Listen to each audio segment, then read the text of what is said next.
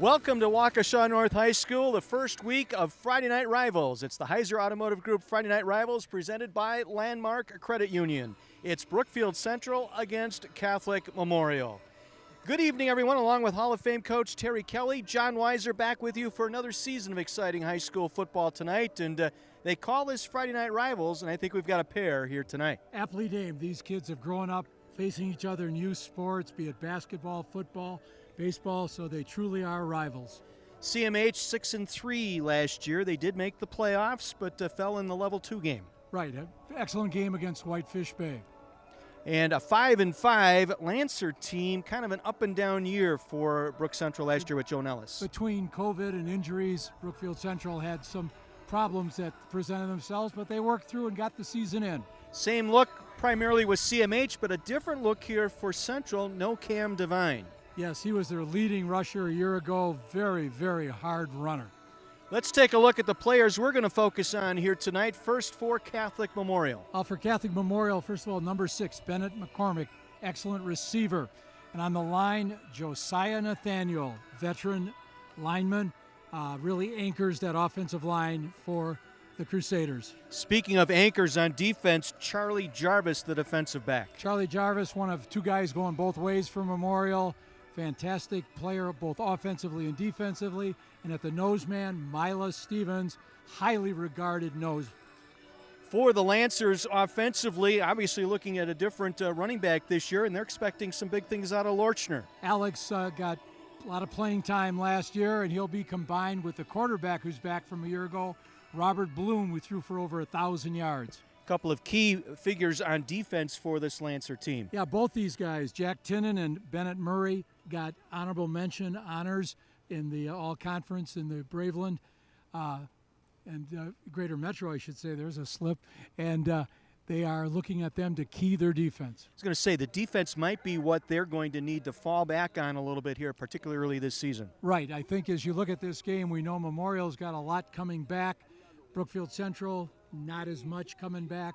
So we'll see how that plays out as the game plays on. Third meeting between these two schools coming up. We've got Mike McGivern with the coaches. He'll have the word from the coaches as we continue our pregame from Waukesha North. It's the Heiser Automotive Group Friday Night Rivals presented by Landmark Credit Union.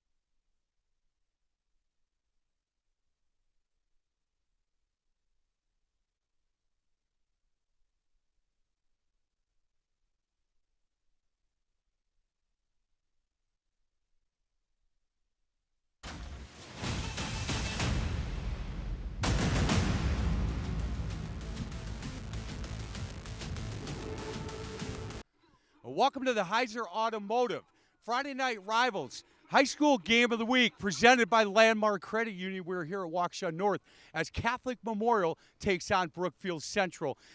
Joined by the two head coaches tonight's game.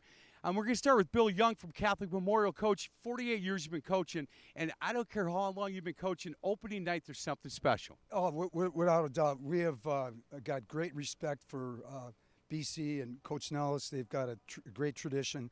You know, the anticipation, all the hard work in the off season. You know, everybody's geared up, and we're excited to be back playing real football again. Hey, Joe, we talked about opening night for you, and we talked off the air when you were on my radio show, and you just talked so much respect for this program and for Coach Young. You're a relatively new coach compared to Coach Young, and you don't shy away. To play this program is a great opening game for you guys. Yeah, you know, I think, Bill's been at this for 48 years. This is like my 8th. So, you know, I got 4 decades left to go. But, you know, when they called a couple of years ago, it was more than a great opportunity, right, for us to play. It's a local game. You know, kids know each other from growing up in the youth programs. And it's a chance to compete and fun for the whole community to come out and support it. Like you said, Bill said, to be back here doing football the way it's meant to be played on Friday nights. Hey, Bill, there are some coaches that, you know, will not test their team so much that first week, kind of ease into it. You've never been that kind of guy. I know that Joel hasn't been that kind of guy. You kind of want to know what you have right off the bat. I really believe that. I think if you line up against great quality, if you get a team and you just crush them 50-0, you know, your good kids play a half and then they get a false sense of where they're at. Be challenged, play competitive football year round, and you're going to be a really strong program. Hey, and I know you believe the same thing. In fact, you have an opening week 4 weeks from now or so, and to find a good quality opponent, and we talked about this, we won't name names from North that get a chance to play a quality opponent like Brook Central. They're shying away from it, and you as a coach and next football player, that just drives you nuts a little bit. Yeah, well, I think even with the WIA playoffs, there's no reason to not play quality week games 1 and 2. You know, it's a conference-loaded schedule that you have to win anyway, and you want to be ready for those opponents because our conferences are brutal, and so I think it helps to get a test and see where you're at. And, yeah, we're not going to shy away from anybody, and we're excited to play this football game. Hey, Billy, we're almost out of time. Last quick question. The Parkland Conference you guys are in, not quite what the old conference was, but there are some quality opponents in this conference. Yeah, you know, Pewaukee, Tulsa West, Eisenhower's had a great tradition going. So, you know, it's like anything. If you don't play well, you'll lose. If you're not ready to be dialed in, you're going to get bumped. You got it. Billy, thank you. Coaches, thank you so much. Billy, it's good to see you. Joel, thank you very much. Guys, we're going to get to Terry Kelly, John Weiser for the keys of the game.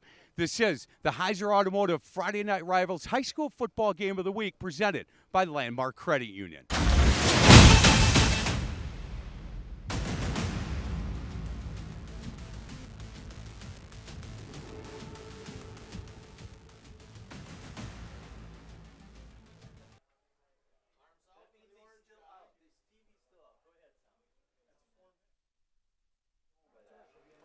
Yes, sir. This is John. Check 1 2 1 2. Check 1 2. Waukesha Memorial and Terry, Friday night rivals, Brook Central Lancers versus Catholic Memorial Crusaders. And tonight's non-conference Thank you. game. Beautiful.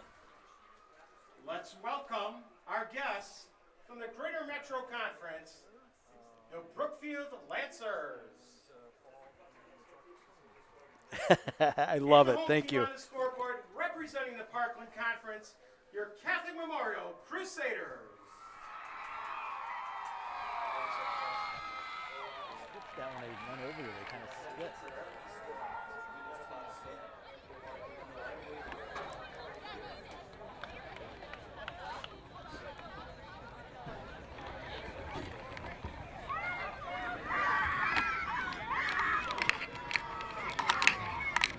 At this time, we ask you all to please stand, if able, and remove your caps for our invocation, followed by the singing of our national anthem. Tonight performed by senior Grace Gotzenheimer.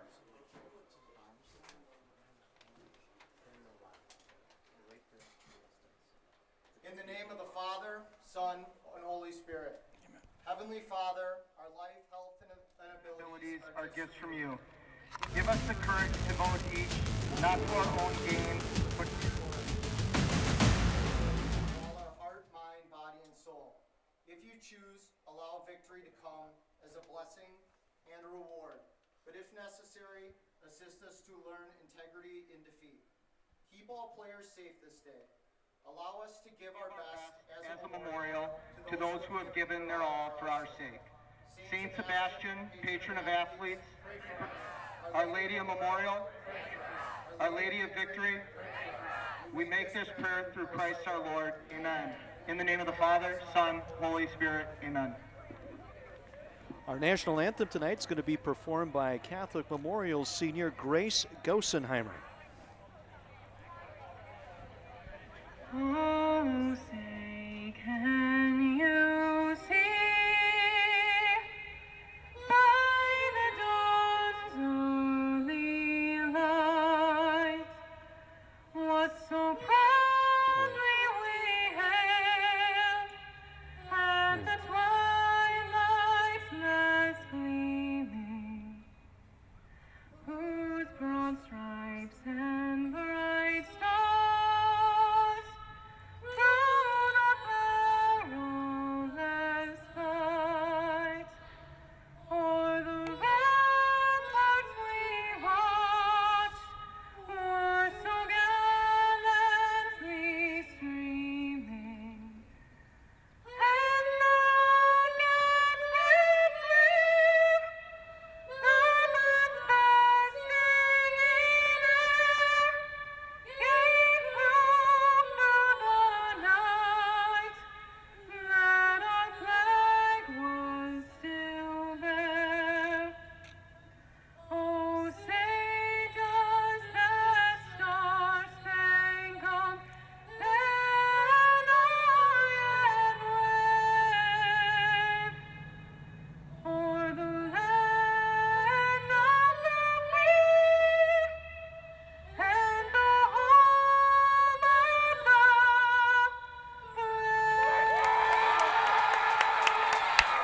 Outstanding job, Grace Gosenheimer, senior at Catholic Memorial. She sang at a Bucks game, did the national anthem Beautiful voice, during beautiful that voice. great run by the Milwaukee Bucks. Let's set you up with our keys to the game tonight. This is how head coach Terry Kelly has it drawn up tonight. Well, for Waukesha Catholic Memorial, the thing that they want to do is take advantage of their depth. They've got a lot of experience back. They've got a pretty deep roster. They must read their option keys if you want to somehow get in the way of Brook Central's offense. And they themselves have to be very consistent on offense. Then for the Lancers tonight, what do they need to do? Well, Coach Nellis says they have to be very physical from the outset. They can't get behind in this. They need to win the turnover battle, and they've got to control the clock. Our keys to the game tonight. Greater Metro Conference against the Parkland Conference tonight. Catholic Memorial winning the coin toss before the ball game. They have deferred to the second half, so the Lancers will receive to get things going here tonight on a humid evening here at Waukesha North High School. Right, and it's too late to start taking in liquids now. You should have been doing this starting yesterday. Our kickoff tonight and all of our kickoffs this season brought to you by the Milwaukee County Substance Abuse Prevention Coalition, MCSAP. Teeing it up for the Crusaders, Kenny Piaksik. Outstanding place kicker for the Crusaders. And you have back for the Lancers to receive number 2, David Peacock, and number 4, Alex Lorscher. Alex Larcher.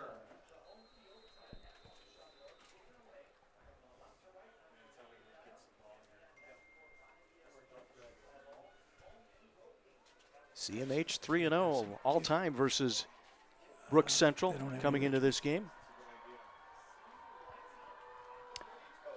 And the 21 season underway for the Heiser Automotive Group Friday night rival. It's Larcher out across the 15, 20, 25, and dumped down short of the 30-yard line.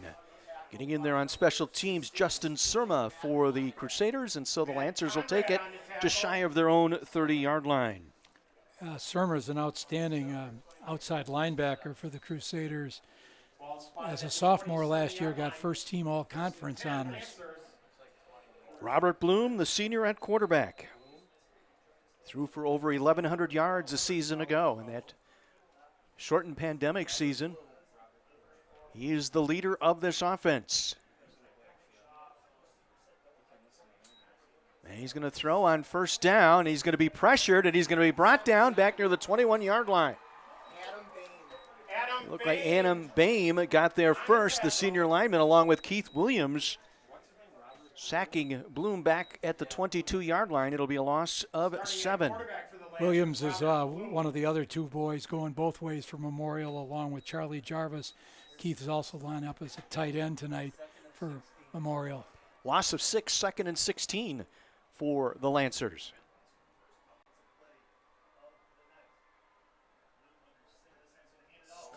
And he is stuffed at the line of scrimmage, nothing doing. Again, that front three, led by Williams, able to make the stop and puts the Lancers behind the chains here, 3rd and long early.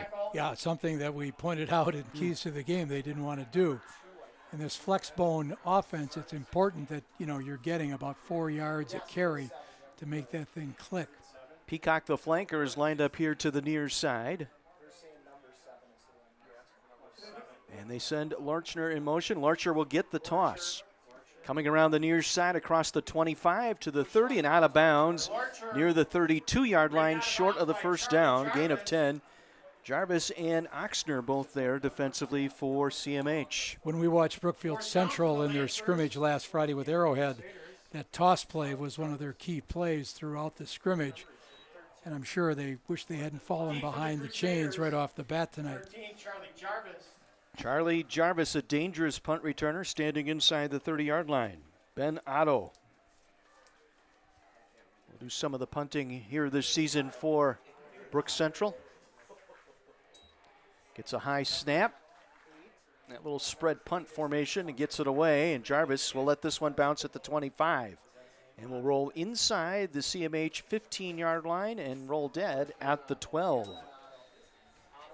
So first offensive look here for the Crusaders tonight, and a little bit different look in the backfield. We were told just prior to the kickoff tonight that the Obi Allen not available for Catholic Memorial tonight. Right, Obi's feeling a little ill, and they didn't want to take any chances, so they've got a variety of folks they're going to circle through there. P.J. Reynolds, Corey Smith. Be interesting to see just who they bring out first. Rory Fox, honorable mention all-conference at quarterback a year ago, the 6'2 senior. Baseball player, going to go to Notre Dame. Well, his brother is playing baseball down at Duke, yes. Jarvis in motion to the far side, now cuts back around, and they'll give it to Reynolds. Reynolds first carry to the line of scrimmage, and that's it. Stacked up by the heart of the Lancer defense, Eric Vieira, the senior nose tackle there to make the stop for Brook Central. Gain of 1, it'll set up a 2nd and 9 for the Crusaders. You'll see a lot of this, no huddle. Occasionally a muddle huddle, if you will. They'll toss it out, and it completes the pass. McCormick will get near the first down stick, out near the 21-yard line. Logan Grunwald, the cornerback there, able to get in on that stop. Looks like he's going to be about 2 yards shy of the first down. It'll be 3rd and short here for CMH. Just shy of the 20-yard line. Fake. They'll toss it out to Jarvis near side. He'll get a nice block. He'll use it. First down and more. Out near the 30-yard line before he's wrestled down by Gavin Sell. But it'll be a first down. Our first downs this season brought to you by Goodwill of Southeast Wisconsin. Catholic Memorial likes this quick tempo offense, and they have a nice balance of the run-pass game.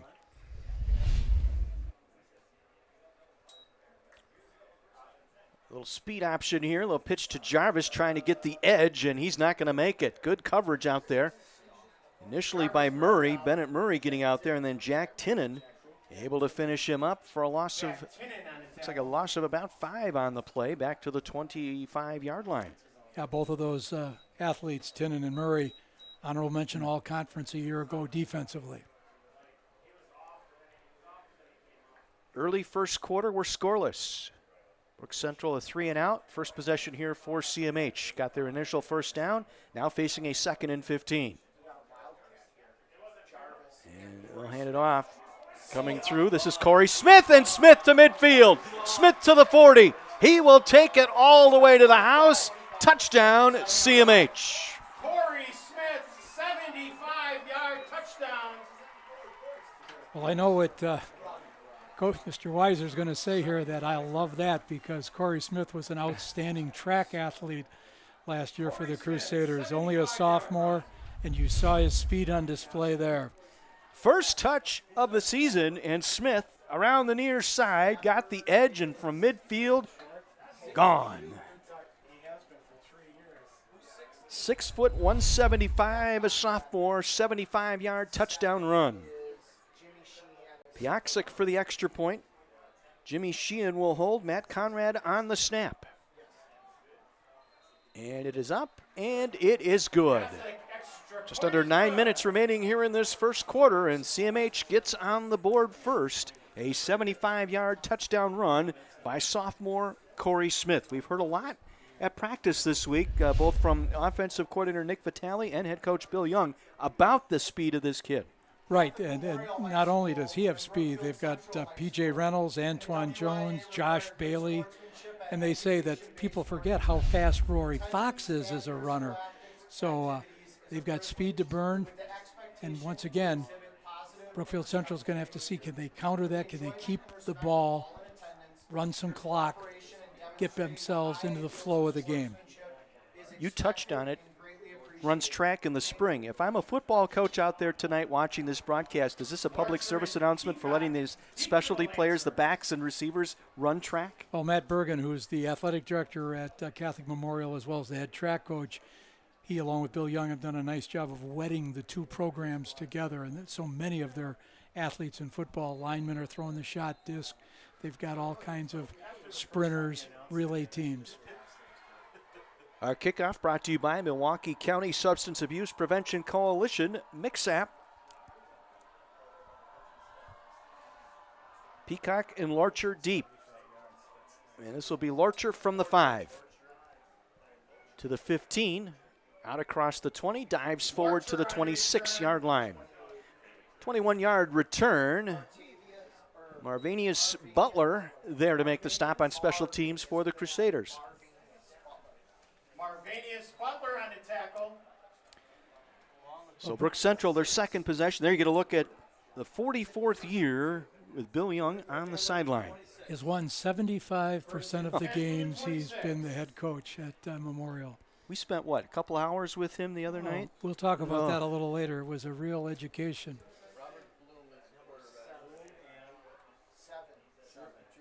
Drew Edmond in the backfield here. And he'll get the call, and he's going to be whipped down right at the line of scrimmage. Maybe a couple on the play for Edmond. Adam Boehm, the senior, there to make the stop. Adam Boehm on the tackle. You watch the nose man, Mila Stevens, in there well. He's very, very good feet. Uses his hands extremely well. So he's going to clog up that middle. And they've got a little rotation they'll be doing tonight. They've got about 5 or 6 different defensive linemen you're going to see funnel in. Second down, 8 upcoming here for the Lancers. And they'll ride it through the near side, out across the 33, maybe the 34-yard line. Carl Peavy, one of those rotations in at defensive end. And we go back downstairs. Great to have him back with us again this year, Mike McGivern. So, boys, one of the things I missed most last year, being on the sidelines, watching these offensive linemen. Morgan McKnight, number 59 for Catholic Memorial, fully in charge of that offensive line. He's talking to each guy individually, saying, look, when they do this, you do this and I'll do this. Man, he is in charge. Really good to see a senior offensive lineman taking over like that. Thanks, Mike. The toss met in the backfield and buried. Ben Otto, nowhere to go. Adam Boehm right there. Boehm in the backfield. Be a loss back to the 30-yard line, and so another 3 and out here for the Lancers. Justin Surma got in there a little early and also disrupted his path. And this flex bone offense of Brook Central, we saw the play before that, good gain. They're going to have to get some consistency so they can get this offense flowing the way they need to. Otto's second punt tonight. Got a good one inside the 20 the first time. Gets off a beauty here. Jarvis will take at his own 16. Across the 20 and buried at the 25-yard line. Logan Grunwald getting down there defensively on special teams. And so CMH up 7-0. A 75-yard touchdown run by Corey Smith. And they'll get possession here. Pretty good field position here at their own 25-yard line. Be interesting to see how they're going to balance off pass to run. Bill Young told us the other day when we visited that he'd like to be 60, 65% run, 35 or so percent pass. So we'll see if they stick to that or if they're going to work on a few other things. They'll go trips here near side on first down, and Fox will deliver the ball and just got there, incomplete. Good read by the defensive back, intended for Jimmy Sheehan, broken up by Gavin Sell, and Fox has got to get a little more pepper on that one. That was read beautifully by Gavin Sell, and I'll tell you what, he could have had a pick six there. Gavin's only a sophomore.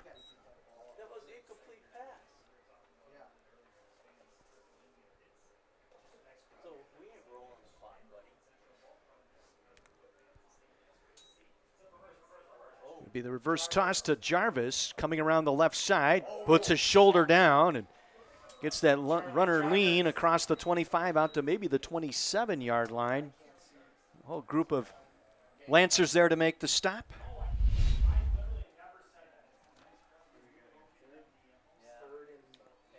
Another replay there. Second effort by Jarvis. Makes it a 3rd and 8 here for CMH. They'll go 3 receivers near side, single back, Fox from the pistol.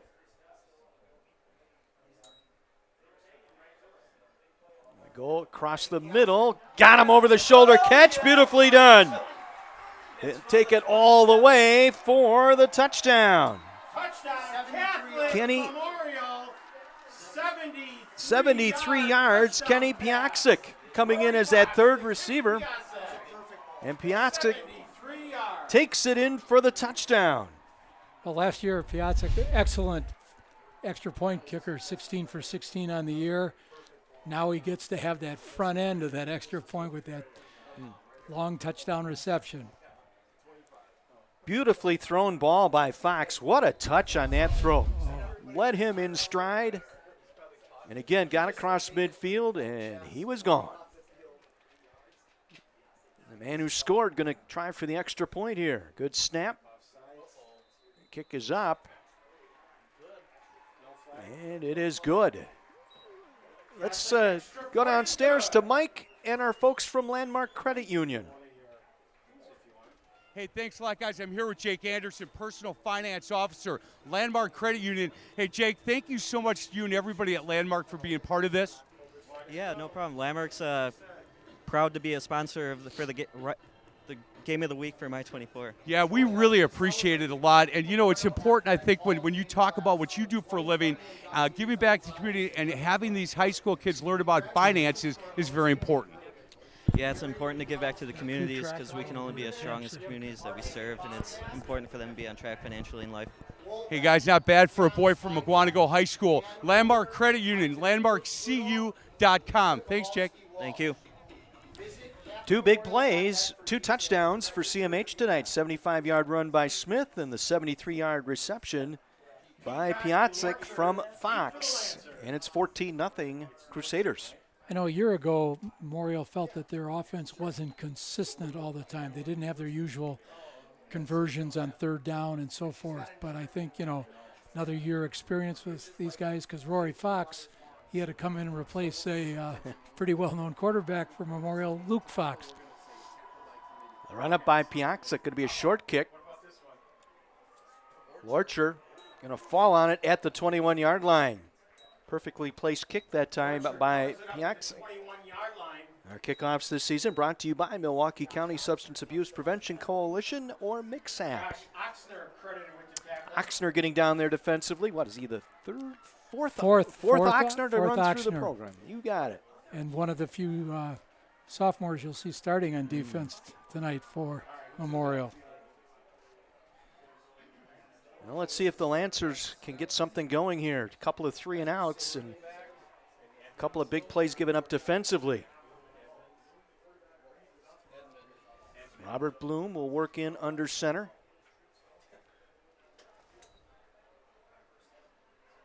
First man through. It'll be Larcher. Check that Bloom. Quarterback out across the 25 to the 26-yard line. Tanner Smart there to make the stop. Gain of about 5 on the play. Brings up 2nd and 5 here for the Lancers. Their best play so far from the line of scrimmage tonight. Well, this flexbone offense, there's a reason the service academies use it. It's one where it depends on execution, and that's what Brook Central has to get into so that they can confuse the defense so you can't tell who's getting the ball. Jaden Smith in now at a right defensive end for Catholic Memorial. 2nd down and 5. Room over the left side, and that's Drew Edmond, the junior, with the carry. Tanner Smart there to make the stop, and an initial 1st down for the Brookfield Central Lancers. 1st downs this season brought to you by Goodwill of Southeast Wisconsin. At that time, he went behind number 55, Andy Karampetsos, a junior, one of the two-way players for Brook Central tonight. So 1st and 10 from the 33.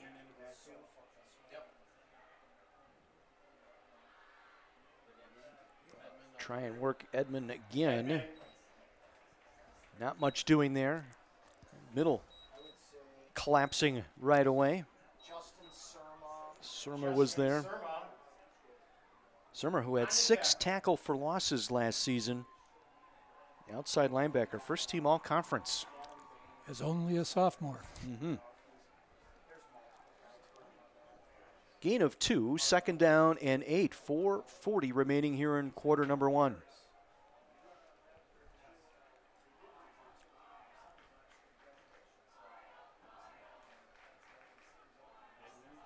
Penalty flag as Edmond takes the ball across the 40-yard line. Our first penalty of the evening. Our crew tonight out of the Lakeland Officials Association, headed up by referee Doug Laurent.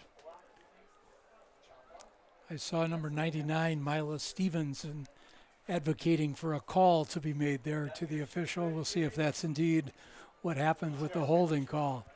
Chop block, go back 15. Chop block.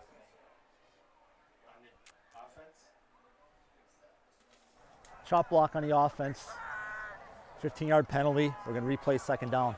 There was a rule change on the national level coming into this season about engaging on those chop blocks at the immediate line of scrimmage. You have to immediately do that or throw that block. You can't wait 3-4 seconds and try and cut. It's got to be done immediately, and I think that's going to be a point of emphasis this season for offenses such as this flexbone where you're working on that zone-type blocking read. Right, and especially, there's a little size differential here between Brook Central's offensive line and some of the guys up front for Memorial, so they're always going to be doing things to protect people. 15-yard penalty brings up 2nd and 21. Bloom rolling left. Didn't get set through a wobbly pass, but made the completion out to the 30-yard line. Catch was made by Lorcher. Jarvis on the stop. Bloom to Lorcher complete.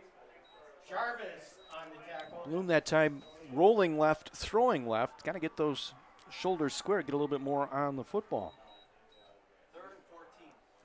Getting in these 2nd and 3rd and long situations isn't helping Brook Central get that rhythm.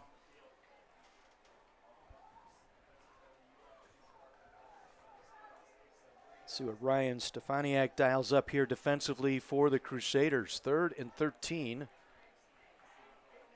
for Brook Central. They'll send Otto in motion.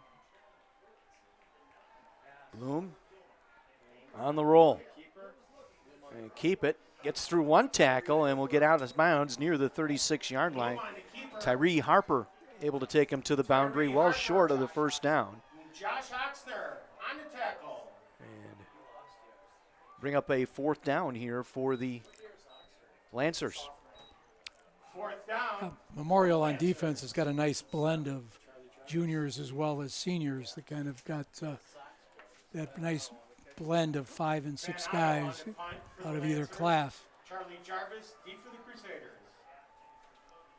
3rd punt of the quarter here for Brook Central as Otto set to kick it away, the junior.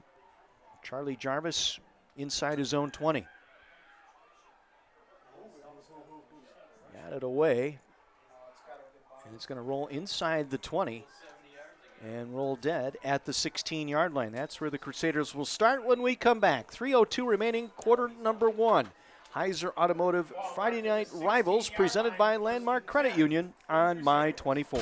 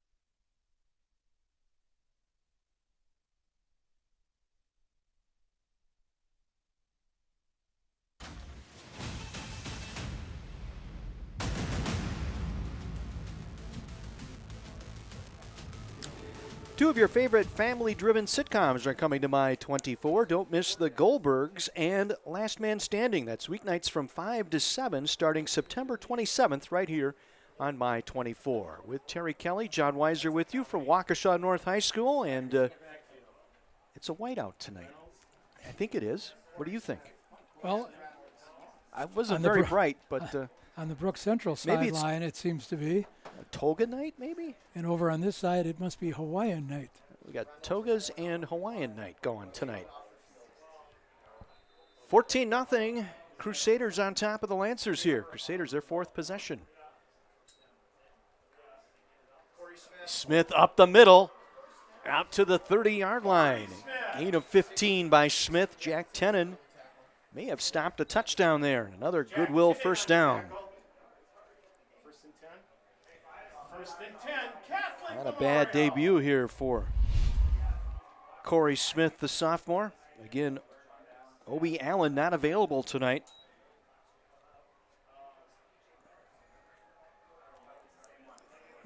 Pick up a 15 and a first down at the 30-yard line now for the Crusaders.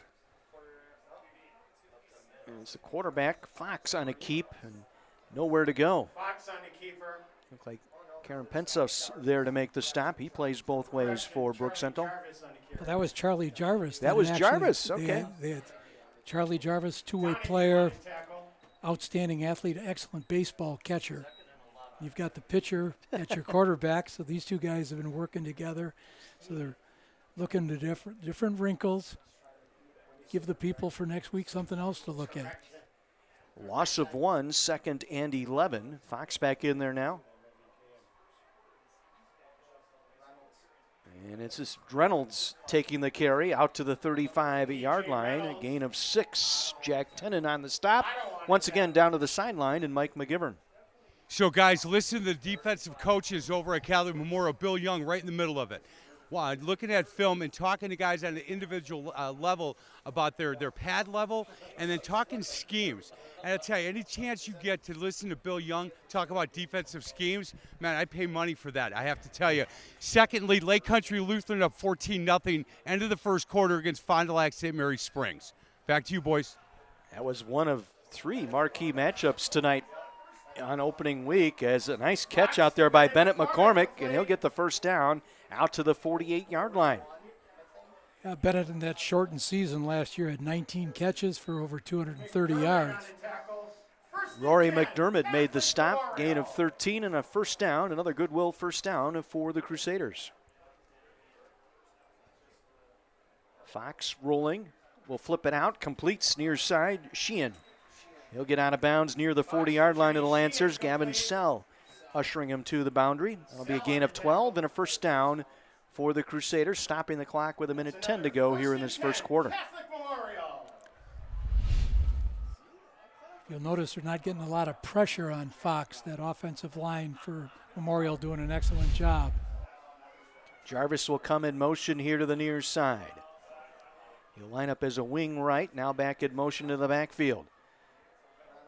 Reynolds, and he is dropped at the 40-yard line, maybe the 39. Jack Tenen gave him a nice pop that time, gain of 2. Tinen, one of the captains for Brooks Central. Watch this.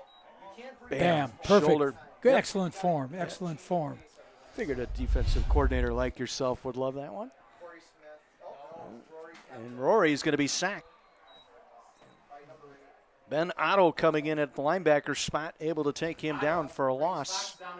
Loss of about 4, brings up 3rd and 14. Well, you see Otto spin that guy down. Good reason for that. He's a 2-time state qualifier in wrestling. Excellent, excellent athlete. And he's a two-way player. He's going, carrying the ball on offense, stepping in at linebacker. Clock moving, 13 seconds to go here in the quarter. Looks like the Crusaders are going to melt it down here, talk it over here. They'll face a 3rd and long when our second quarter resumes. 1 quarter in the books tonight. A Friday night rival matchup between Brooks Central and Catholic Memorial. It's the Crusaders on top. Our Heiser Automotive Group Friday night rivals presented by Landmark Credit Union.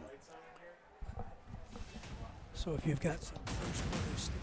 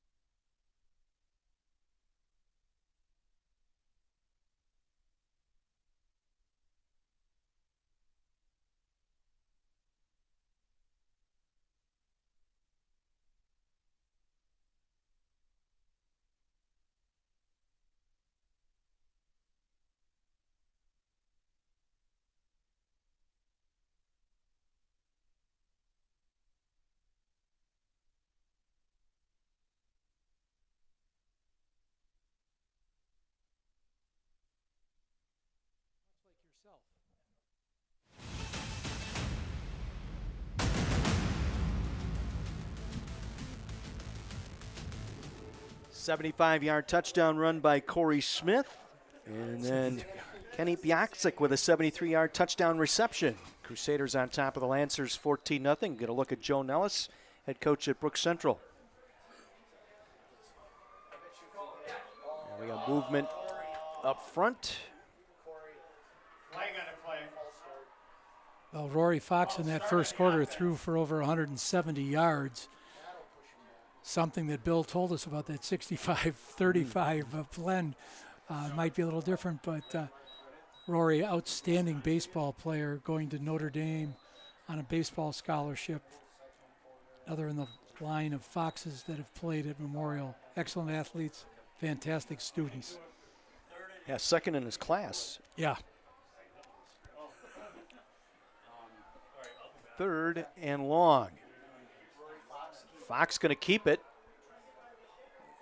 Going to stay on balance, getting to the sticks on that far side as he took Logan Grunwald for a little bit of a walk that time out to the sticks on the far side.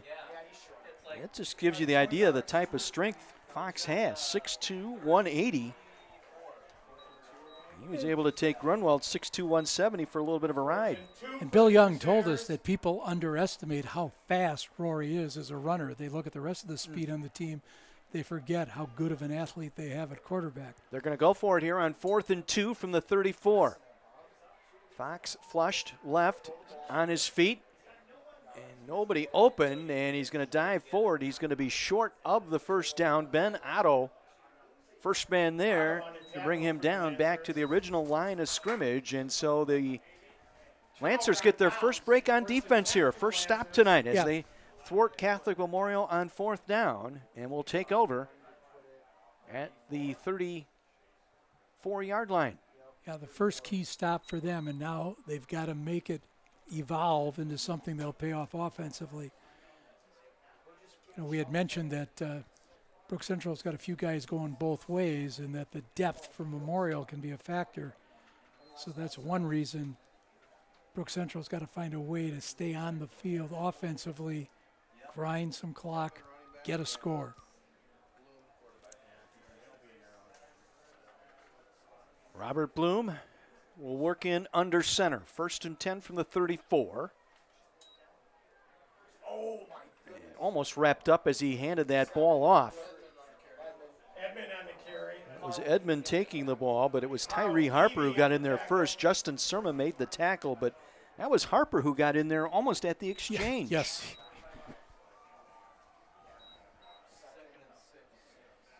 Gain of about 4 brings up 2nd and 6 here for the Lancers. Early here in the second quarter, 14-0 CMH.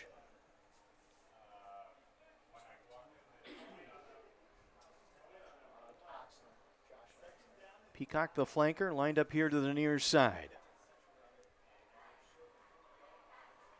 Give it to the Edmund to take it right to the first down marker. Should have enough for a goodwill first down. Gain of 6 on the play. Saw a little bit of a surge that time by the offensive line for Brook Central. 1st and 10 for the Lancers. We have Boehm and Stevens along with Peavy now up front for Catholic Memorial. Surma, Harper, Smart, and Vronick, the linebacking core. A quartet of juniors there in the linebackers positions for Memorial. 1st and 10 from the 45. Little play action. Bloom hit as he's thrown, and it falls short, incomplete, nearly picked off. Tyree Harper with the hit that time and the pressure. Nearly forced a turnover. One more look. Just pushed his man right back into the quarterback. Nicely done. Yeah, you see a 3-man front, and oftentimes you don't realize how many combinations you can create with the linebackers to make it a 4 or 5-man pressure. And Memorial is Ryan Stefaniak, the D coordinator, mixing together a variety of looks. Now this linebacking core combined for 16 tackle for losses last year, so they do fly to the football.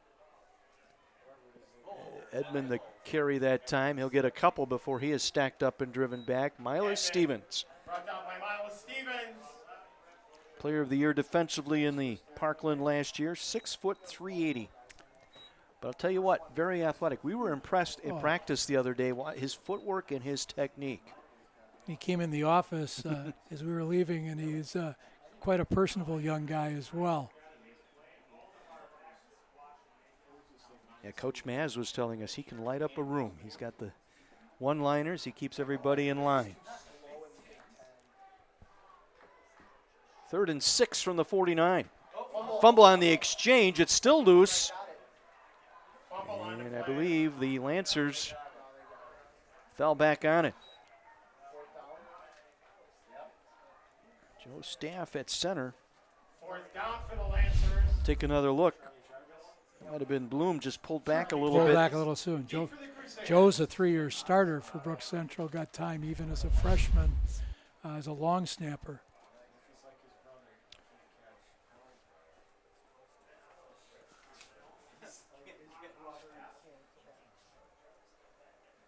Otto going to get some pressure, just gets it away. Jarvis will signal for and make a fair catch back at the 8-yard line.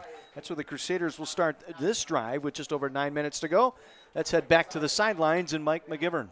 Hey guys, I am here with Carissa Cornwell. She is the volunteer coordinator, Salvation Army in Waukesha. Carissa, thank you so much for being part of Friday Night Rivals.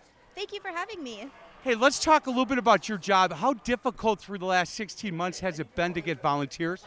It's been very difficult. We've had, with COVID and everything, it's been a challenge for sure. So we were talking, and our thought is, if you have done work with the Salvation Army in the past, now's the time to come back. Absolutely. We are ready to have people, volunteers come back for sure. What's the best way for people to get involved? They can visit our website or our Facebook page. Salvation Army, Waukesha County. Thanks again. Nice meeting you. Nice to meet you too. Back to you, boys. All right, Mike, thank you very much. Glad to have the Salvation Army back with us again this season. The handoff goes to Corey Smith up the left side, got to the 10 before Ben Otto got to him and drove him back. Mack on the tackle. All season, when a team gets inside their opponent's 20, they enter the Salvation Army Red Zone. Salvation Army doing the most good. To volunteer or donate, simply visit their website, samilwaukee.org. Jack Tinnen there to make the stop close to the 20-yard line, and it's going to be enough for a first down. Tinnen tonight with 5 tackles. Fox to Antoine Jones. Nice on-time throw there by Fox right to Antoine Jones. Jones 6'3", 175, a junior, his first catch tonight. From the 20-yard line, Fox going to roll right. Throw on the run. Nearly a nice grab that time, in and out of the hands of Corey Smith. Fox pass drop. Check that. It was Antoine Jones again out that way. My bad. A 4 tucked in, looked like a 1. Smith is in the backfield. Reverse pitch back to Jarvis around the right side. He's going to be spilled down near the 24-yard line. Gavin Sell there to make the stop. His 3rd tackle tonight.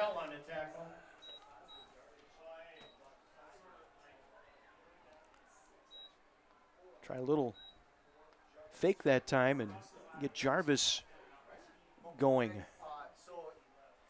Jarvis, tough runner. He's 6 feet, 195 pounds. We've seen him play defensively. We know what a hard-nosed kid he is. P.J. Reynolds in the backfield to the left of Fox. On 3rd down, and whistles stop the play. You could see the trips to the left side here, trying to make sure they were aligned properly, and at the last second, one of the guys shifted back, so they didn't have enough men on the line of scrimmage. It's a 5-yard penalty. It's going to be 3rd down again. So 3rd and 12 on the false start penalty. P.J. Reynolds will come out. Corey Smith back in at a running back spot here for CMH. 7.5 minutes to go here in this first half. Really 2 big plays tonight. 75-yard run by Smith and the 73-yard touchdown reception by Piaksic for the Crusaders. Little play fake. Fox up the middle, now cuts it right, breaks a tackle, across the 35 and rolled out short of the 40-yard line. Rory Fox on the keeper. 22-yard run that time by Fox. Logan Grunwald there to make the stop. Get a replay on this. You can see him fake that. Smith made a nice fake on that. And we're seeing that speed we talked about with Rory Fox as he gets to the outside. Just that upper body strength. He is tough to bring down if you're going to try and take him down by the shoulder. They'll try that trips formation here to the near side once again. Another Goodwill first down. Gets back to the line of scrimmage, maybe a couple. Andy Karampetsis, the junior defensive lineman there to make the stop for the Lancers. Rory Fox on the keeper. Gain of 2 will set up 2nd and 8. That's his whole name? Memorial's enjoying a good size advantage along that line of scrimmage. Coach Young talked about this as one of the biggest offensive lines they've had in recent years. You know, averaging somewhere around 275 across that front 5. Some confusion here on offense. Guys looking to make sure they've got the right play call here. Timeout going to be taken here by actually Central. Timeout by the Lancers. 6:34 to go. Timeout taken here by Brooks Central. Once again to the sidelines we go. Mike McGivern, who do you have? So, guys, I got a special guest. He was one of my former student athletes of the week on my radio show. His brother's a starting quarterback. He's played on 24 in a couple of games. He is Luke Fox. He's now a pitcher at Duke. His brother's going to Notre Dame. Not bad. Hey, it's so good to see you. I think you were supposed to be back to school by now, weren't you? Almost. I leave tomorrow morning. Now, you should have left a couple days, but you wanted to watch your brother play, I think. That's right. Exactly. Hey, so when you watch him play, first of all, you must miss putting this uniform on. Catholic Memorial just meant a lot to you and your family, obviously. Yeah, exactly. I miss it more than anything. Yeah? You miss playing football, or do you miss Coach Young yelling at you? A little bit of both. You know how it is. Hey, so tell me about pitching at that level. You had a really good year. Was it different than you thought? Was it about what you thought, and how you doing academically? Academics are going well. All online school was different, but I'm looking forward to in-person classes this year. And then as for on the mound, I mean, I'd say I tried not to go in with too many expectations. I just wanted to go and learn as much as I can and do my thing, and it turned out well. Man, one of the Fox boys, proud Catholic Memorial grad. Boy, back to you, boys. Mike, thank you so much. Second team All-American as a freshman at Duke. And his brother Fox on the run across midfield down the far sideline, 30, 25-20, 15, 10, 5, still on his feet, and he'll fall in just short of the end zone. Right on cue, Rory Fox rumbles down the far sideline just shy of the end zone. Will set up a 1st and goal, another look. Little fake on the pitch, cuts back through the middle, tucks that ball and is off. I'm sure his brother Luke is going to be saying, I would have scored. 1st and goal from the 1. Jack Tinnen stopped the touchdown. We're in the Salvation Army red zone for the first time tonight. Corey Smith into the end zone for his 2nd touchdown of the night. Didn't need much of a little seam for him to burst through that. 2nd touchdown tonight for Smith. This one from 1 yard out. And there's our Landmark Credit Union Lighthouse and Foghorn. For every time the home team scores this season, and Smith his 2nd trip to the end zone. It was set up by the 67-yard run by Rory Fox. Piaksic for the extra point. It is up and no good. That's his first miss in almost 2 years. So a 20-0 lead here for Catholic Memorial. We'll take our 2nd quarter break. Back with more from Waukesha North right after this.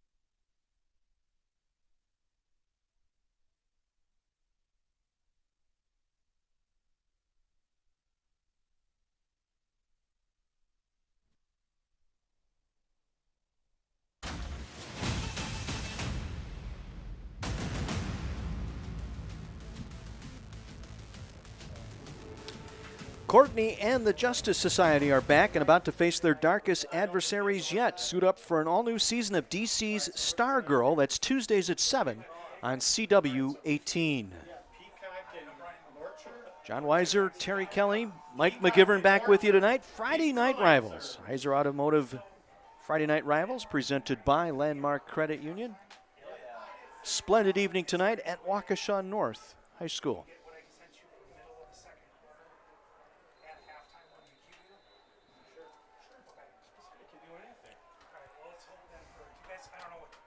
Peacock and Lorcher deep to receive the Piaksic kick. Piaksic with a 73-yard touchdown reception tonight.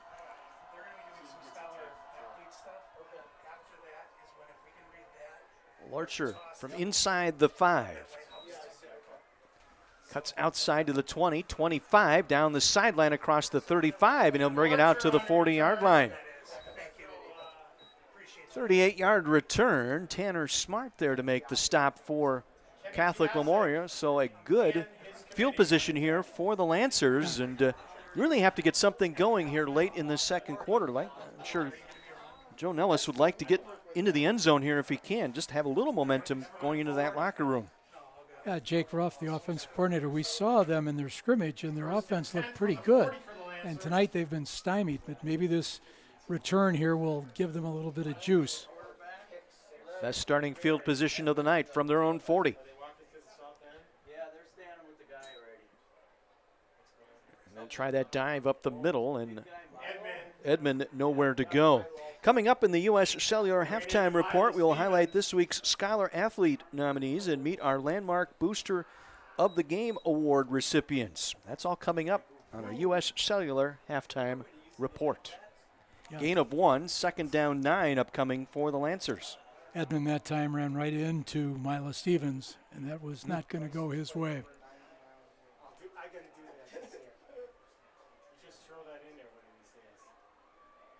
And a big hole for Edmond over the left side. Edmond to the 30, to the 20, far sideline, one to beat. He'll get into the end zone. Touchdown, Lancers.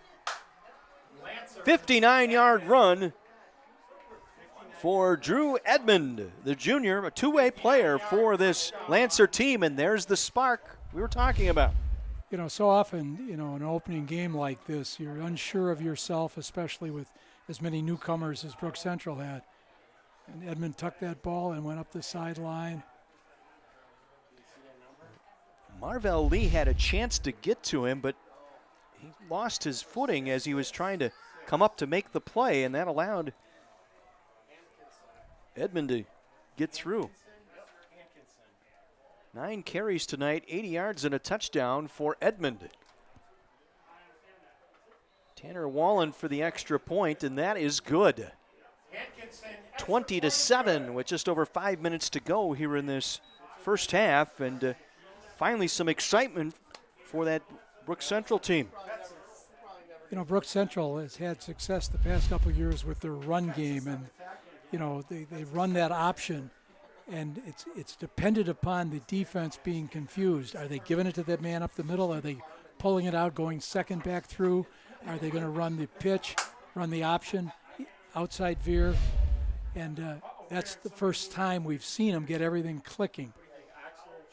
And really, you've reached that point in the playbook for Joe Nellis where you get a little bit further than 3 scores behind. You have to kind of put that away and start looking at throwing the ball down the field, which is not really what they're geared to do. Yeah, Bloom's not a bad quarterback, but by the same token, against a team like Memorial, you don't want to be throwing the ball all over the park. And I came away impressed at the scrimmage last week against when they scrimmaged against Arrowhead, at least in that 4-teamer. They really moved the ball on Arrowhead a couple of times on that, just running that same play. We've only seen that toss play that they use so oftentimes in that scrimmage twice tonight, I believe, whereas that was one of the linchpins of their scrimmage plays. Yeah, that was Arrowhead, Middleton, Indian Trail, and Brook Central, the scrimmage we were at last week.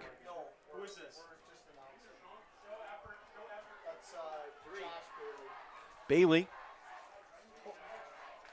cuts it back right side, and it gets across the 25, still on his feet, out across the 30-yard line, tiptoed his way out. Josh Bailey, the junior. Tanner Wallen, the kicker, had to get down there and finally get him to the turf. Looks like he stepped out near the 32-yard line, and that's where they're going to mark it. Inside the huddle now on that sideline for the Crusaders. Well, we mentioned that O.B. Allen was out tonight. O.B. Allen's a senior. All the other running backs for them are juniors and sophomores. So they've got quite a group in training, so to speak, and they're getting a chance to show their wares this evening. From the 32-yard line, 1st and 10, Crusaders. Smith in the backfield. 3 receivers, a slot here to the near side for Rory Fox. Jarvis in motion. He'll get the toss. He's pulled down from behind, and that's going to draw a flag. Jack Tenen ripped him across. It might be a horse collar. Or a face mask. Or he a might face have actually, mask. He might actually got it right on the front. We'll take another look here. Yep, that's a face mask, yeah. Face mask on the defense. 15-yard penalty results in a first down. So Tenen with the face mask. Personal foul on the defense, grabbing the face mask. So they'll move the ball up to the 45-yard line, make it a 1st and 10 for CMH. They have 3 timeouts remaining. A fake to Smith, they'll pitch it to Jarvis. It's on the turf. Jarvis trying to make something out of this, and he'll get back to the 41-yard line. Charlie Jarvis. Grunwald on his head. Grunwald got there. Get a replay on this here. It was the fake to Smith, and then it just slipped out of Fox's hand as he was going to pitch. You know, it's humid tonight. Hand gets a little sweaty. Can you use spider grip in football? Then they've got to take your helmet back in and check it. For sure, a rosin bag would help, right? Loss of 4, 2nd and 14. Fox with time, delivers, looking for Jarvis, just a little too long, incomplete. He had a step on the defender back there. That was Tenen. Yeah. Makes that reception. That's 6 more points. Charlie was trying to fetch the ball for the official, doing a really nice job.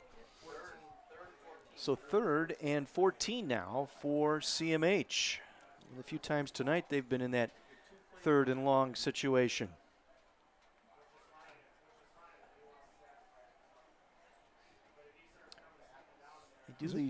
They call their plays in with these placards, these little cards that they show. And just going to make an observation about that in a minute. Bill Young pointed something out that was very interesting the other day.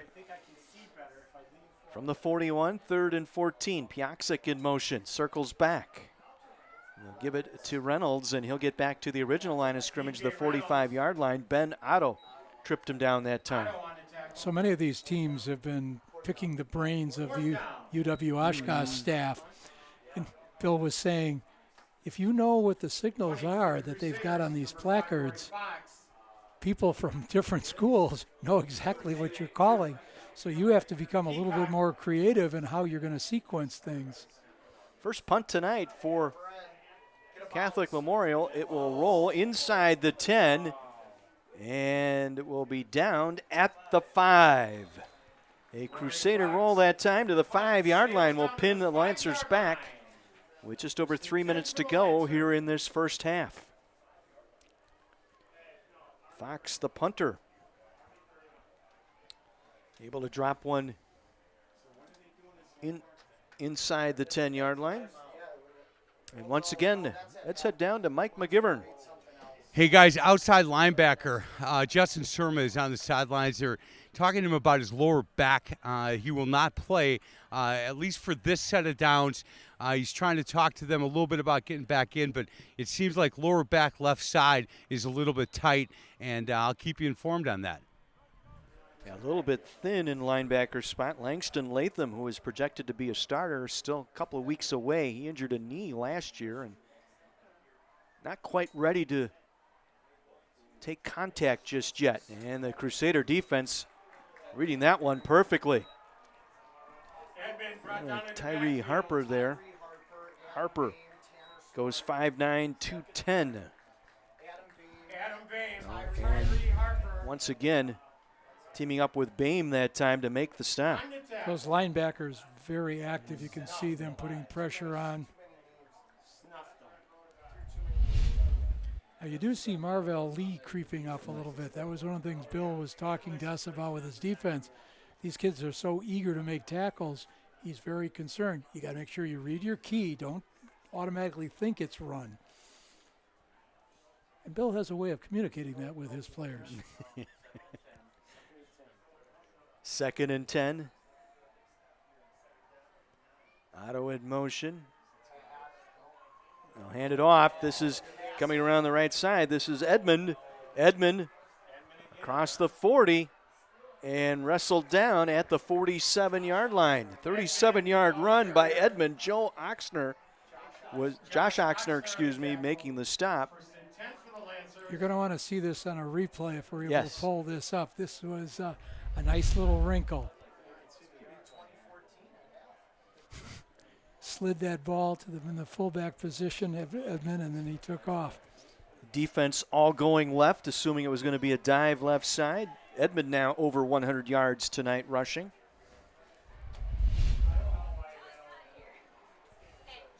So 1:44 to go, 2 timeouts remaining, and now Catholic Memorial will take a timeout here. Bill Young wants to get his defense reset here after that big play. Stops play with 1:40 to go.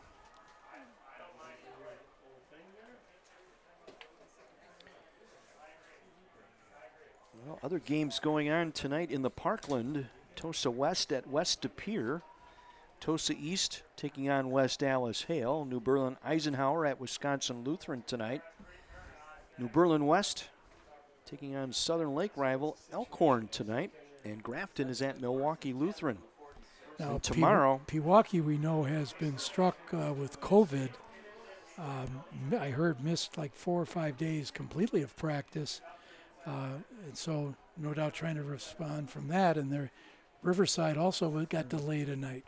Yeah, that's going to be played tomorrow. I believe that last I saw was an 11 o'clock kickoff tomorrow morning, Pewaukee and Riverside. And over in the greater metro tonight, Watertown at Brook East. Marquette hosting Arrowhead tonight over at Hart Park.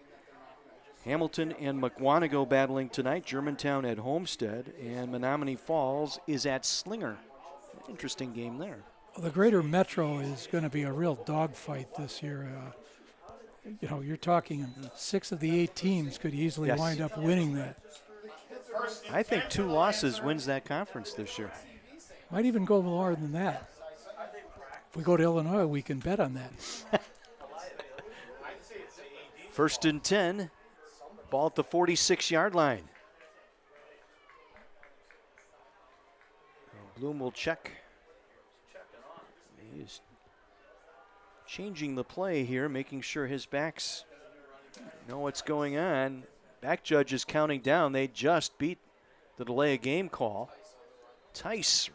Randy Tice, his first carry tonight, 2-way player, 5'9", 170, one of the captains on that Lancer team. Brought down by Miles Stevens, but a 5-yard pickup for Randy Tice. Jaden Smith, Miles Stevens on the tackle. 2nd and 6. Clock continues to roll here. 1:15 to play in the first half.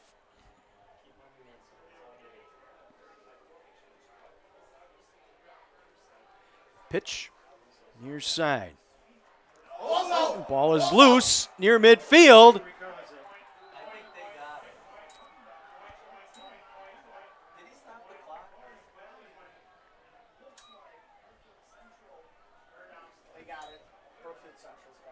And the Lancers will keep possession here.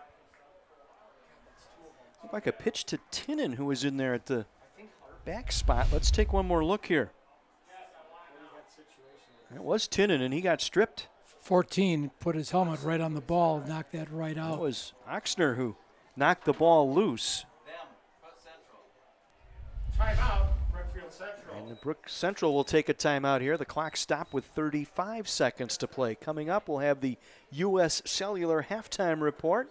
Again, we'll highlight this week's Scholar Athlete and meet our Landmark Booster of the Game Award recipients. That's all coming up just a couple of minutes, part of the U.S. Cellular halftime report here on the Heiser Automotive Group Friday Night Rivals, presented by Landmark Credit Union. Well, we're talking to some interesting games last night. Greendale and Badger renewing that non-conference rivalry. Early field goal in the fourth quarter, and the Greendale prevails 17-14 over Badger. That was Muskego went up and played Wisconsin Rapids, won that game.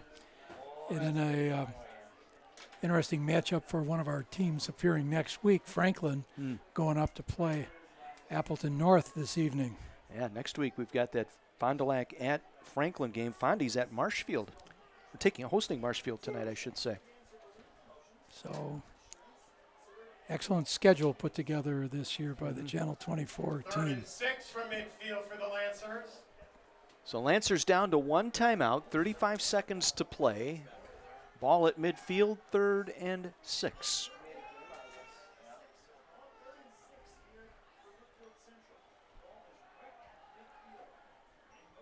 They'll send Lorchner in motion. Bloom rolling left.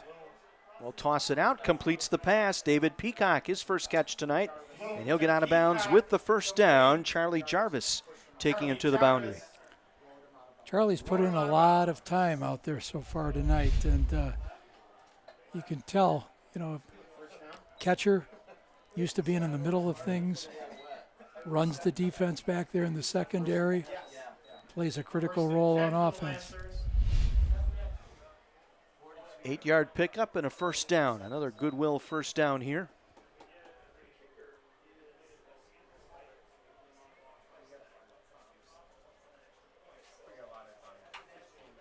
Otto in motion, now lines up in a slot. Bloom, nice pass over the middle, complete inside the 35-yard line. Otto with the catch, Hogan's with the tackle.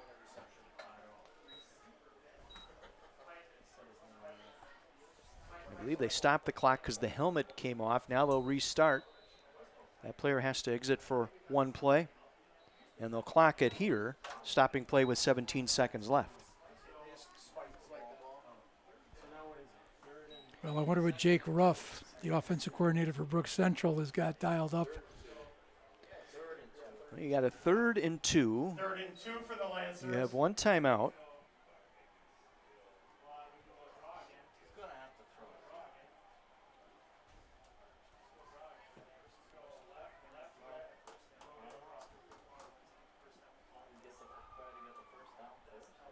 Well, Brooks Central's been doing a lot of little half rollout patterns, trying to make sure they keep the pressure off the quarterback. So we'll have to see if Memorial's going to stay at home or going to bring some people. 3rd and 2 from the 34. Try that little inside draw to Drew Edmond, and he's got room. First down and more inside the 25, but there is a penalty marker down at the 40-yard line. Keith Williams stepped up to make the tackle, but might have a holding call here against the Lancers. Holding on the offense. Run that play 9, successfully. he hooks him across the front with one arm. It's a little wraparound handoff to that back on the draw play.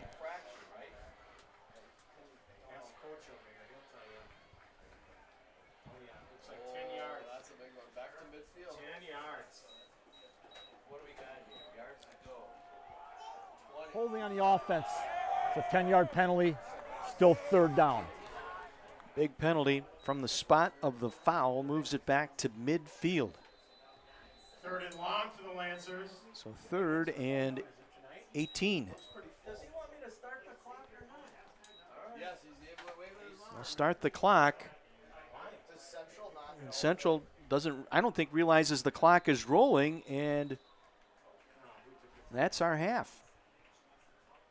Not much awareness there on the part of the offense because the clock will roll. Once the penalty was called, they'll start the clock, and it wound down. And so halftime here at Waukesha North, and it's Catholic Memorial. A couple of big touchdown plays tonight.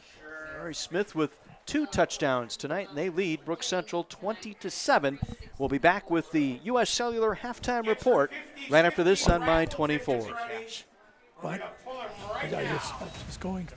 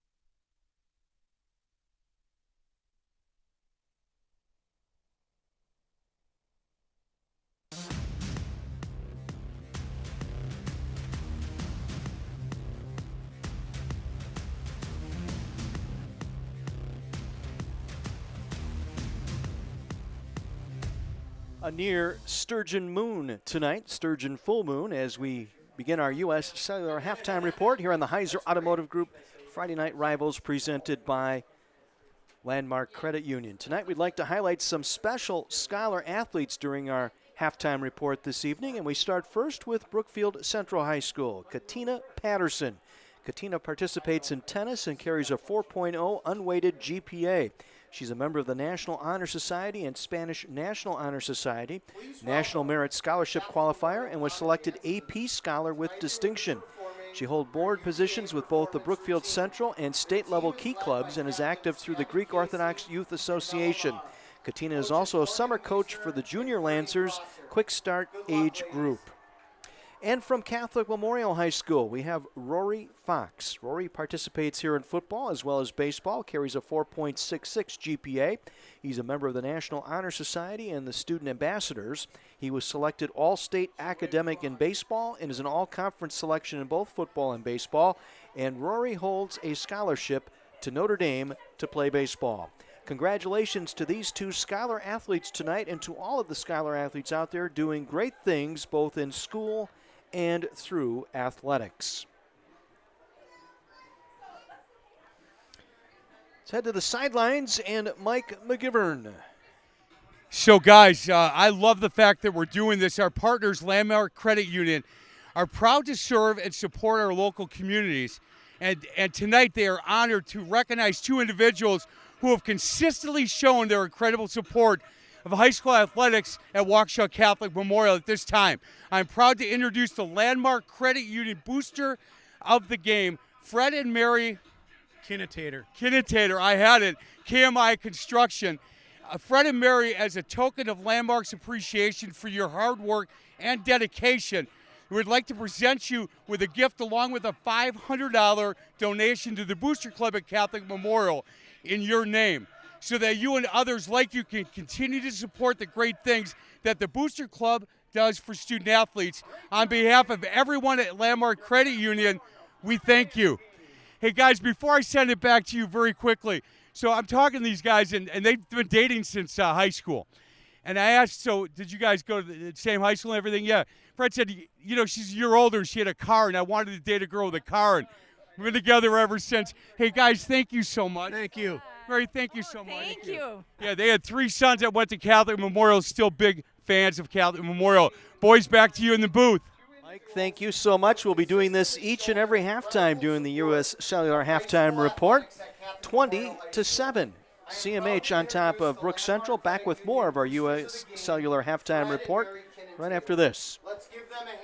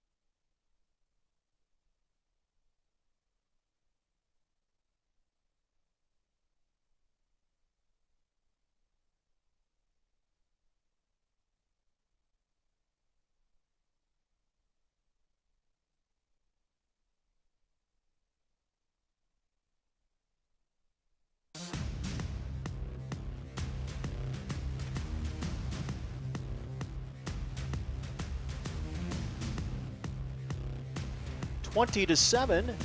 CMH on top of Brook Central tonight, week 1 of our Friday night rivals, and we're part of the U.S. Cellular halftime report. Time to head back down to the sideline. Time for our Marines interview, and once again, here's Mike McGivern. Hey, John, thank you very much. We're joined by Gunnery Sergeant Andy Lormius. Lormius, he is a Fort Lauderdale guy. He's not even sweating. He goes, this is perfect weather.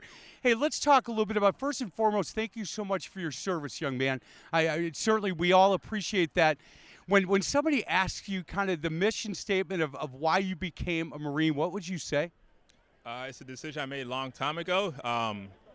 For me, it was just pride of belonging and just being part of a group, part of an organization that take care of the little things and make us great. So, you know, when you're out and you're talking to high school kids about the decision to become a Marine, some of the things that you tell them about your journey through being a Marine, you have to tell them it was tough in the beginning, but man, what a great life decision it was. It's sure enough mellowed out. Again, I am someone who played football, so I understand the rigor of the toughness of boot camp. So I kind of try to bridge the gap for some of the guys that play sports.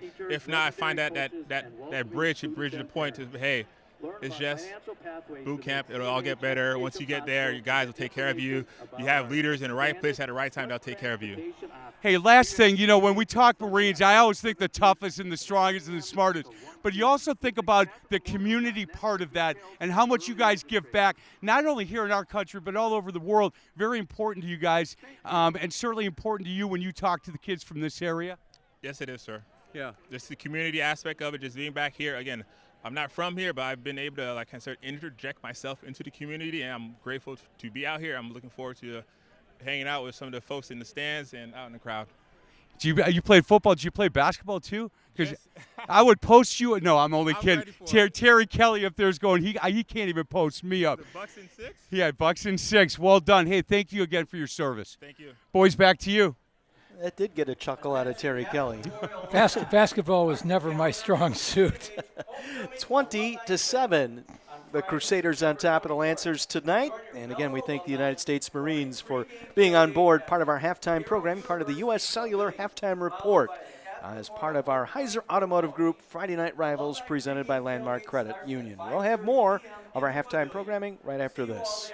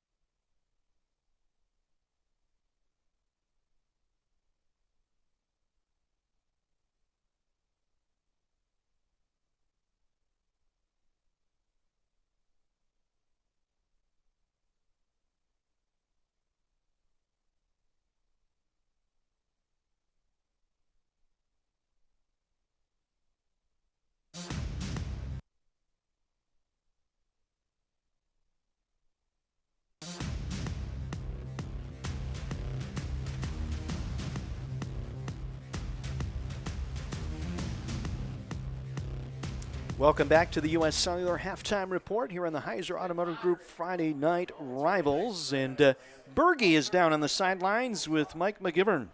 So they call you Bergie. I guess I can do that, right? The boys up in the booth are like, Bergie's down the sideline. Yep, that's what I'm used to. That's what Coach Young's been calling me for about the last 25 years, so that works. You told me to call you Mr. Bergen. Hey, I have to tell you, I want to talk about Catholic Memorial, and being an athletic director, a very challenging time to do that. But I really want to talk about the Landmark booster people.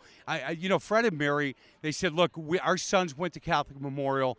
There is something different when you talk to somebody that's a Catholic Memorial grad, and I don't want to use the word cultist, but it is. You guys, it's a club. It's a monster club, and they are so proud to be a part of the family at Catholic Memorial. Absolutely, absolutely right. You know, the Kinnentators have been a staple of Catholic Memorial for quite some time.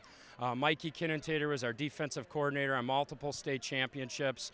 Freddie Kinnentator is a youth coach. He's always around campus. He's got 4 kids. You know, it's a big family, and the Kinnentators are a family that has just been like the glue to CMH for a lot of years.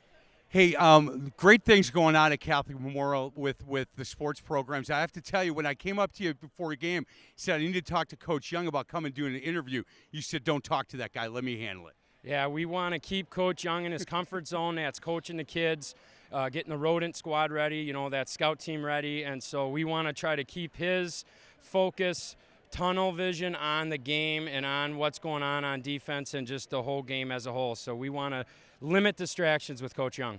I hope he's coaching at Catholic Memorial another 20 years. I do. He is the best of the best, and in the state of Wisconsin, I don't know if there's anybody better. No, absolutely not. He's a legend.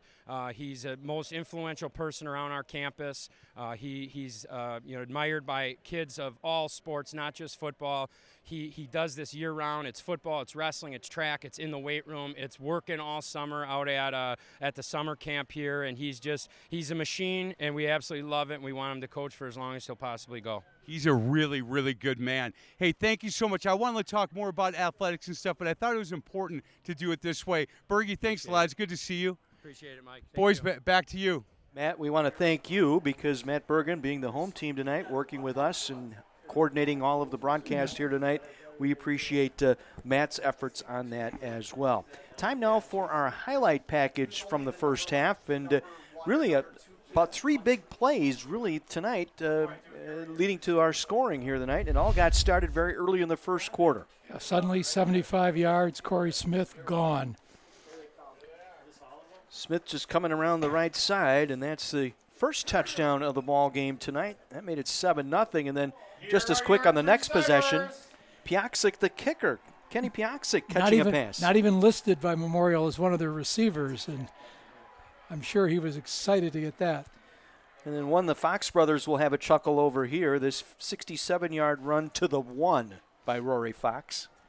Yeah, it's going to set up a 1-yard run by Corey Smith. I'm sure Corey is going to say, thank you for doing all that work for me, getting it down to the 1. And here is Smith going for his second score of the ball game. That made it 20-0, and the Lancers needed a big spark. Yeah, they had a good kickoff return, and all of a sudden, bam, see Corey Edmonds take off.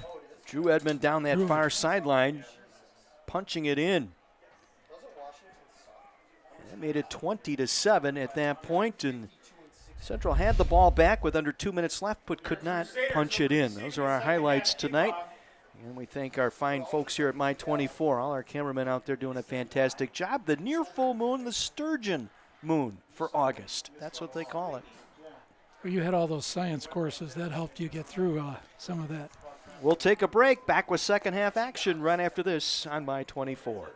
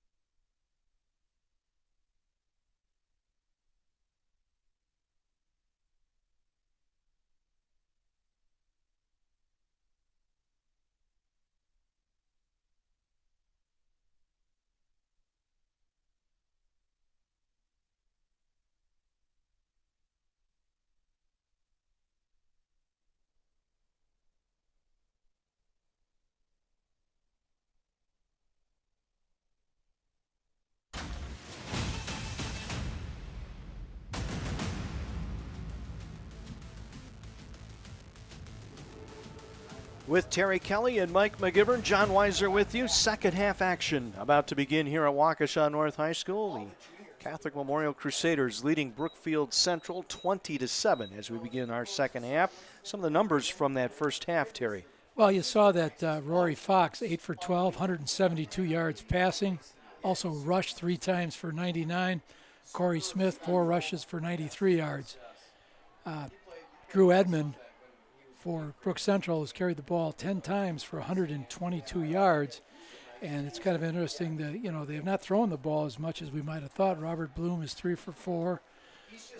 They just haven't, you know, they got behind so early, kind of broke their, you know, their concept of how they wanted this game to flow. And it'll be interesting to see, all right, what are they going to come out and try to do? Will Memorial decide to run the ball?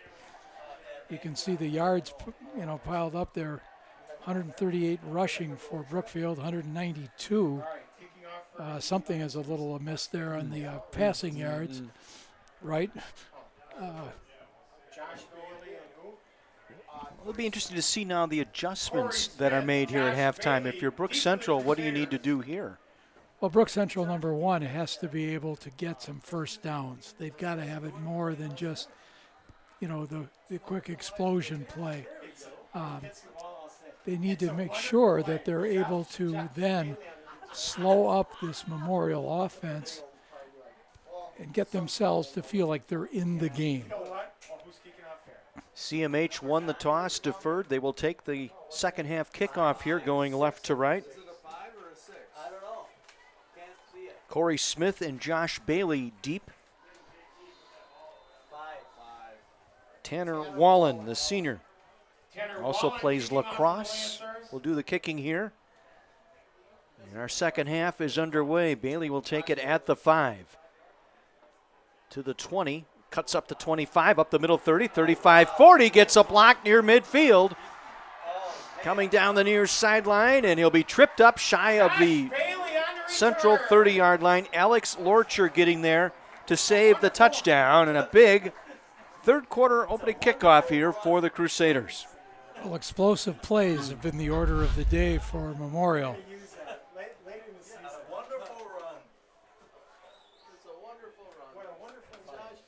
Got a couple of blocks and a couple of guys vacated their lanes. That's something early in special teams play. First and 10, Catholic Memorial.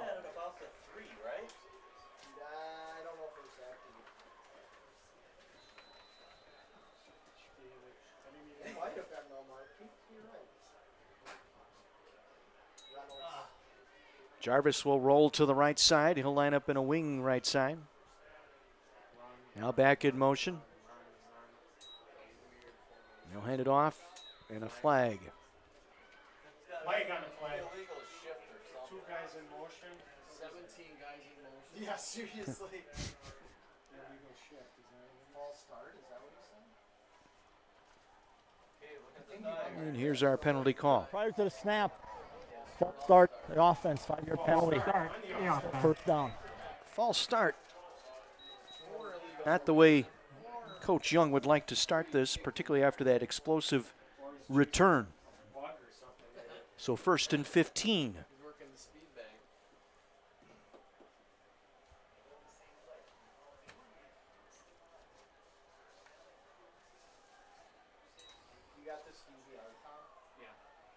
Reynolds. PJ trying to bounce it outside.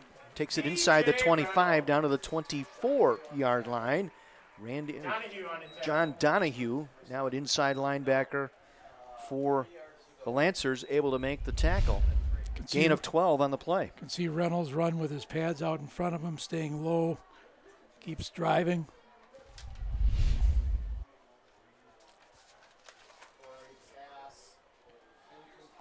Trying to come back near side, incomplete, looking for Jimmy Sheehan here on the near side, the junior. Jimmy Sheehan, incomplete.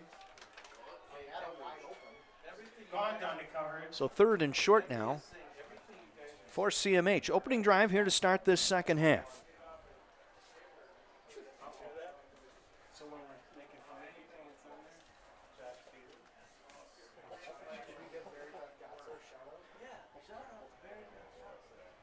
Corey Smith in the backfield. Jarvis lined up in a slot left side, now in motion. Give us to Smith. Smith trying to get inside the 20. He'll be stopped just shy of the 20. Randy Tice was there to make the stop. Just enough to fight for the first down, brought to you by Goodwill Industries of Southeast Wisconsin. Yeah, Smith demonstrating not just speed, he's got some strength as he, dragged the ball forward there. Again, Obi Allen not available tonight for the Crusaders, was a late scratch. And so kind of running back by committee tonight for CMH. In the red zone now, just inside the 20-yard line, our Salvation Army red zone.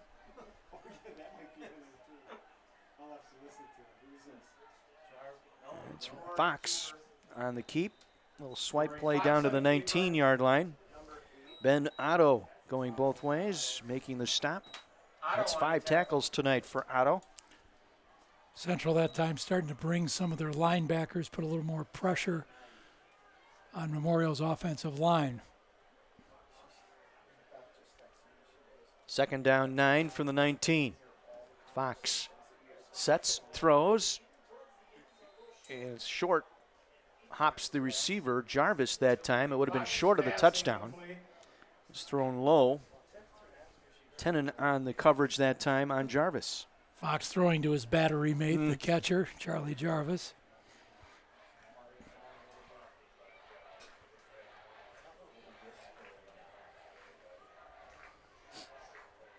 Well, all season when a team gets inside their opponent's 20, they enter the Salvation Army red zone. Salvation Army doing the most good. To volunteer or donate, please visit samilwaukee.org. 3rd and 9 from the 19. Fox coming back over the middle, incomplete, looking for Bennett McCormick. Was broken up out there by Ray Gaunt. Gaunt on the coverage. So 4th and 9. Let's see if Piaksa comes out to attempt a field goal here. First field goal attempt of the year. This will be a 36-yard attempt. 3 for 3 last season.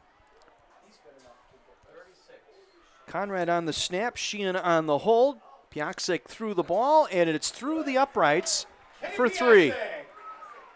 Piatzik with a 36-yard field goal, and the Crusaders extend their lead to 23-7. Piatzik with a touchdown reception tonight and a 36-yard field goal. 2 extra points in addition. Again, our Landmark Credit Union Lighthouse. Each and every game, the home team scores. Let's head down to Mike McGivern. Hey, guys, every once in a while you meet somebody, and they're really young, and they really care a lot about community, and their parents must be really proud. Well, I have one. Alex Cohen. Alex, can you talk a little bit about MCSAP and what you do as a coordinator and what MCSAP stands for? Of course. So MCSAP is the Milwaukee County Substance Abuse Prevention Coalition. And what we do is we gather resources, we bring together the community, we bring together organizations, all to help reduce substance use and misuse in our county. Guys, we utilize the term servant leadership heart. She's got a servant leadership heart. Her parents are really proud. Not bad for a girl from Freeport, Illinois. Thank you so much. Yeah, thank you. Thank you. You bet, boys. Back to you. Thank you so much. MCSAP sponsoring our kickoffs again this season. We want to thank them. And this will be taken just short of the goal line.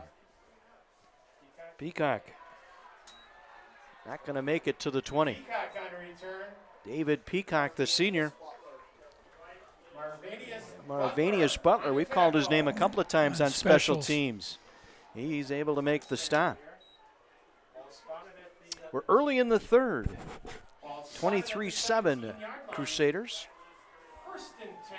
And really an important series right now for Brook Central. Well, Catholic Memorial made that long kickoff return pay off for them.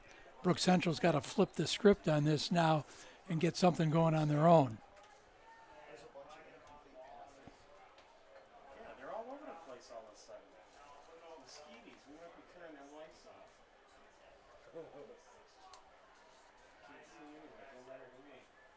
Robert Bloom at quarterback. He'll keep it coming around the left side. He'll get out to the 25, make it the 26-yard line. Bloom on the keeper. Brought down by Justin Surma back in there.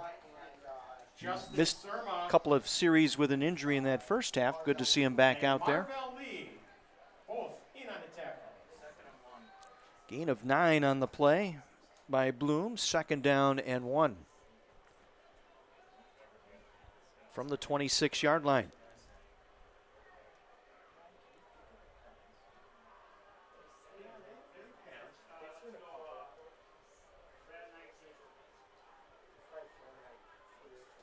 Bloom going to change the play here.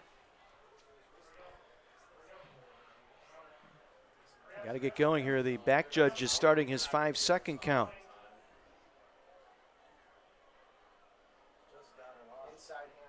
Inside handoff it goes. Close for a first down. That was Alex Lorcher on the carry. Oxner and Surma both there defensively. All in on the tackle. We talked with Joe Nellis at the scrimmage. He really likes this. Lorcher really wants to see him get going. He started a couple of games toward the end of the year last year. Right, he got, playing time both on offense and defense last year in that COVID-affected season. So a goodwill first down for Brook Central. 8.5 minutes to go here, third quarter. They trail. Bloom wants to throw. Pump fake, comes back near side, completes it here to the near side. Nick Foster, his first reception tonight. Surma, his 5th tackle tonight. Not sure if that was to be a hitch and go or a... Brook Central just seems to be out of rhythm tonight, for lack of a better term. When this offense is humming and, you can't tell whether they're giving it to the fullback. Are they riding at the next hole? Quarterback going to keep it? Is he going to, that motion man, is he going to become a pitch? They're just not been able to put that in sequence. Yeah, you're right about that. Again, they'll give to Edmond. And he'll dive out to the 36-yard line. A.J. Varanek, the junior, there to make the tackle, outside linebacker. Tanner Smart, A.J. Vranek on the tackle. Pair of juniors. Matter of fact, all 4 starting linebackers junior class. They're very active. They've got a number of different stunts that they run. Critical third down here for the Lancers. 3rd and 3 from their own 36.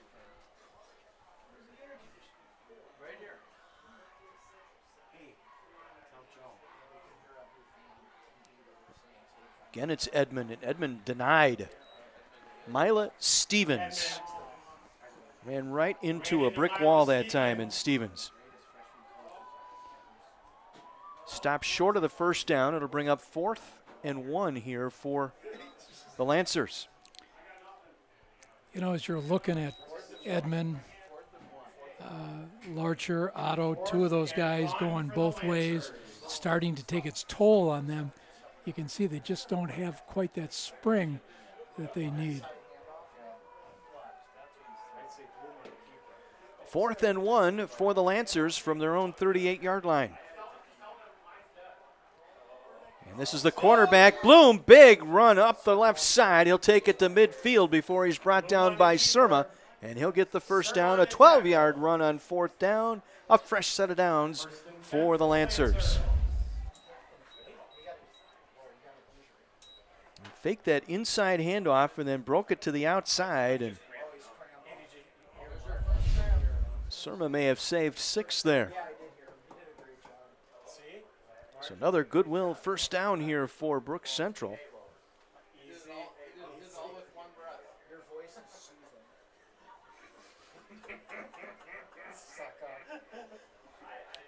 Got a player down here on the near sideline. Looks like he might be battling some cramps. It would be about that time we would start to see that. That's Jarvis, I believe. He's logged a lot of yards tonight.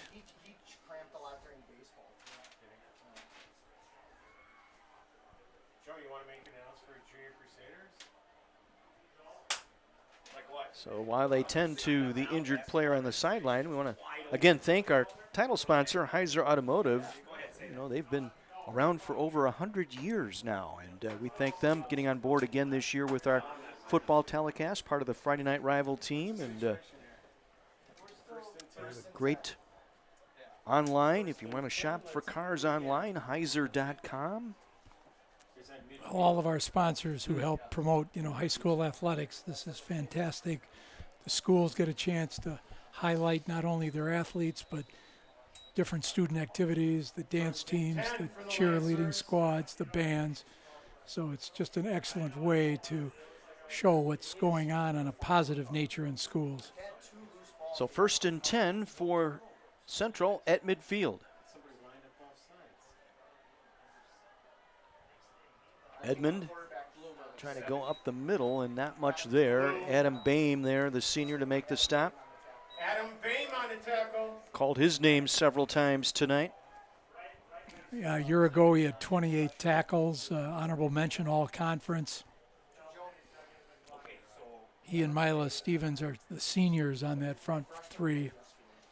See Peavy and Smith rotate in on those spots.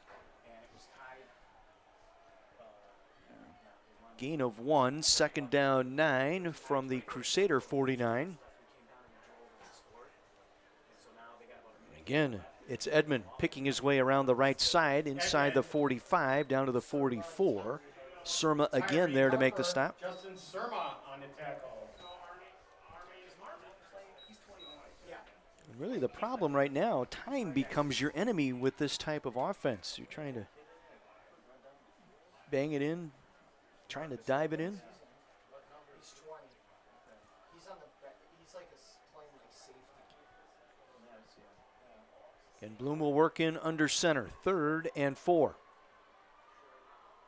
Ball at the 44-yard line. And again, it's Edmond. He rides it to the 39-yard line. Will get the 1st down. A.J. Vranek there to make the stop. An impressive drive here, but again, it's taking a lot of time off that clock. You are starting to see Central's offense get that rhythm of getting the 4 yards per carry that they need to sustain this offense. Under 5 minutes to go here in our 3rd quarter. Another Goodwill 1st down brought to you by Goodwill of Southeastern Wisconsin. From the 39.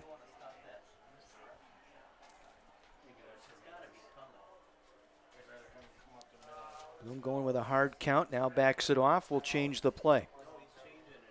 Back judge is starting his countdown. They've got to make a decision here. They're going to take the timeout. 4:27 to go here in the 3rd. We'll take our break. Crusaders with that 36-yard field goal lead it by a score of 23-7. Our Heiser Automotive Group Friday Night Rivals presented by Landmark Credit Union.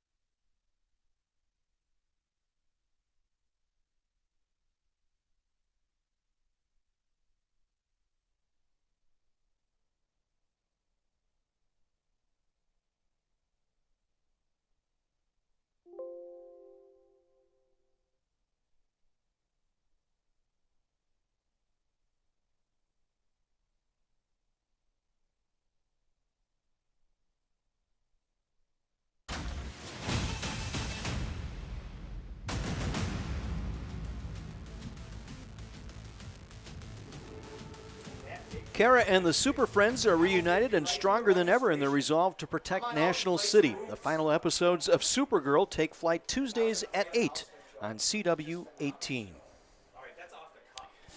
Lancers taking a timeout. They face a 1st and 10 from the Crusader 39-yard line. 4:27 to go here in the 3rd, trailing 23-7.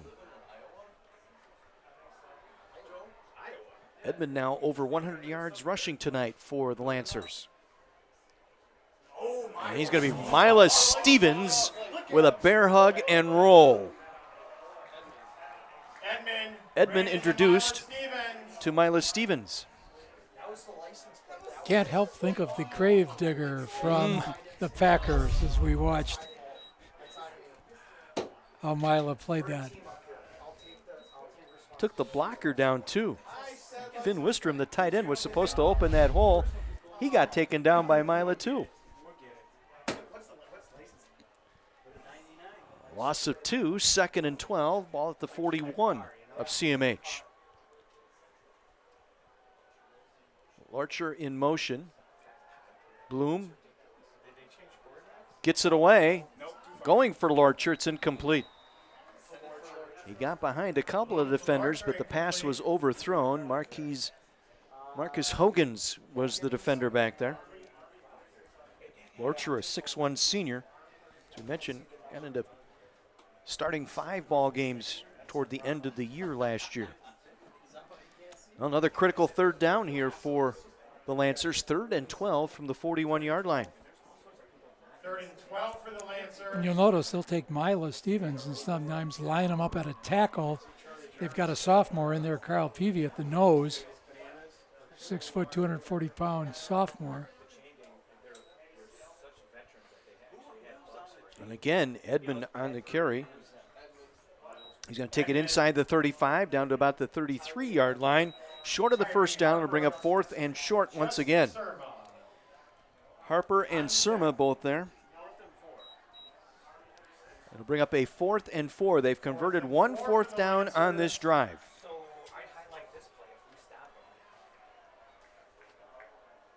This might be our play of the game tonight, Terry, right here. 4th and 4.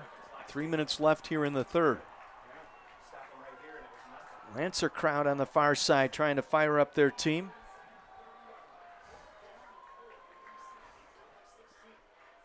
The give is to Edmond. He'll break free, and Edmond will get into the end zone. Touchdown, Lancers. Drew Edmond, his 2nd touchdown tonight.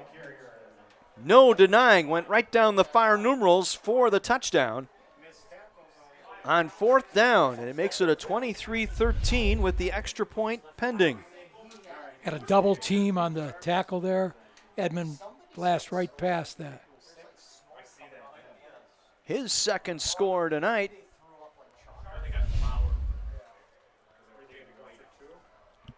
They might be going for 2 here. Let's see. Nope, they're going to kick the extra point. Yeah, with the field goal having Memorial getting the field goal changed their thinking on that. Wallen's kick is up, and it is good. 23-14. Edmond, his 2nd touchdown tonight. Now 175 yards tonight for Edmond, and 2 touchdowns has brought the Lancers back into this ball game. One more look. How important was that field goal by Piaksik on their last possession? Yeah.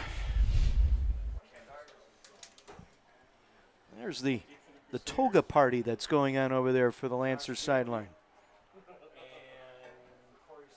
Haven't heard them singing anything over there, so it's not a Greek chorus. So, of course, we've got the Hawaiian theme here for the CMH students tonight. You know, considering first game, I know Memorial is in session, but Brook Central isn't as of yet. Nice crowd on hand. Yes. Nice to be back having a crowd.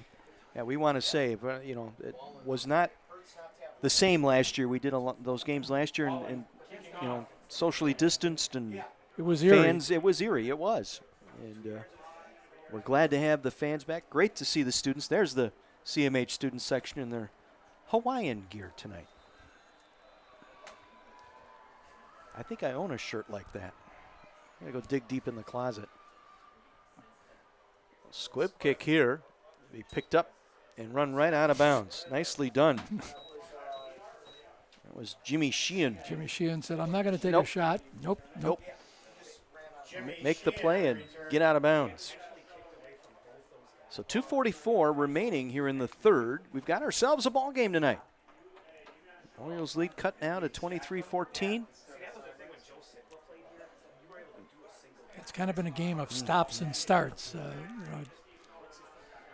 which we should expect for a first game of the year. 10 from the 33. Rory Fox in the CMH offense out there now. Corey Smith in the backfield. Antoine Jones moving up a little bit at the wideout. Piaksic will go in motion. Little reverse action here to Jones. He'll cut around the left side, and he'll be slung down near the 39-yard line. Logan Grunwald put him to the turf that time. What, 2 or 3 different fakes on that play, Coach? Memorial has, been using a little bit of deception throughout this game. Somewhat surprised that they haven't tried to maybe establish, exactly what kind of balance they want to run on this offense. Gain of 6, second down 4. Shy of the 40-yard line. Again, Piaksic comes in motion. This time it's Smith working the left side, spins out of one tackle. Met behind the line of scrimmage, and he'll struggle to get to the line of scrimmage. Good rally to the ball that time for the Lancer defense. One more look. He's able to step out of that first tackle, and now we've got an injured Lancer player down. Again, cramping, I believe, the issue out there. Drink your water. Eat your bananas. That's going to be on TV. Actually, that's going to be a slogan. We're going to put it on t-shirts. We're going to put on a t-shirt. Pickle juice. Not sure who the player down. Joe Nellis, the head coach, out there to take a look. Put it on t-shirts nationwide. There's Randy Tice, the inside linebacker.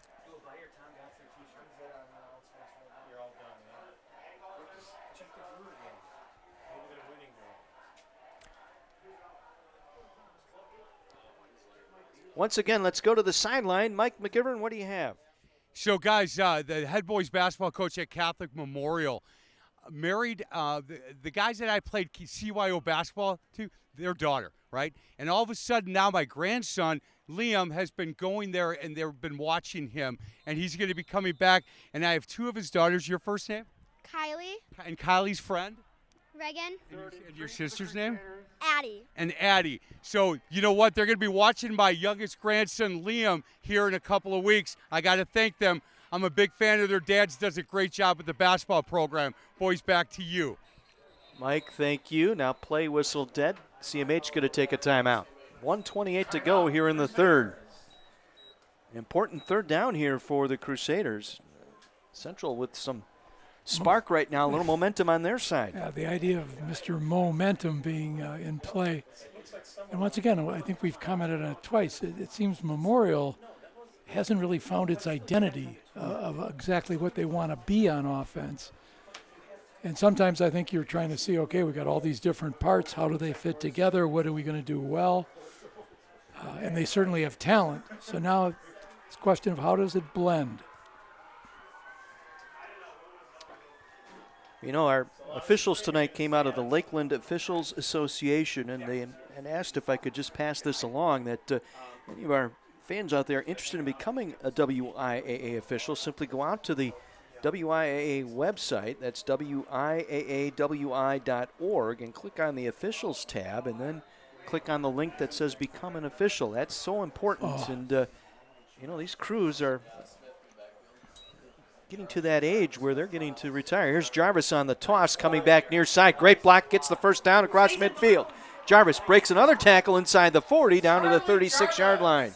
Charlie Jarvis on the pitch that time to the near side, able to convert the first down and into Lancer territory with the run. Isaac Peters there to make the stop. One more look. Great block coming up here. Corey Smith, number 1, set him free on that.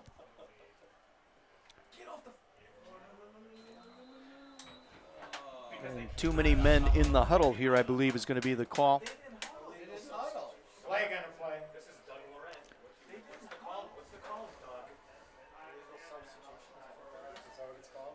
Illegal participation is the call. 12 on the field. Substitution infraction.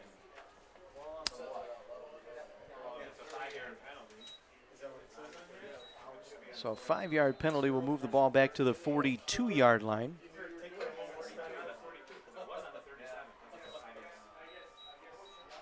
So 1st and 15 for CMH, under a minute to go here in the third, and Fox looking to throw. Gets time over the middle, contact, and they're going to rule it incomplete. CMH looking for a flag. None coming. Pass drops incomplete. McDermott in coverage that time.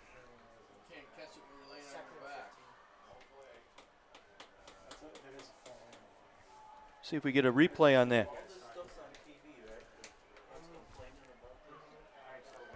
Not going to get that one. 2nd and 15 from the 42. Clock stopped, 50 seconds to play. Third quarter. Jones in motion. He'll line up in a slot left side.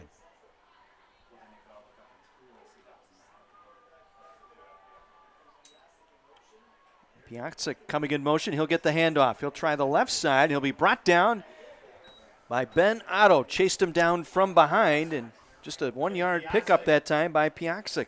Great pursuit by Otto from the inside out on that.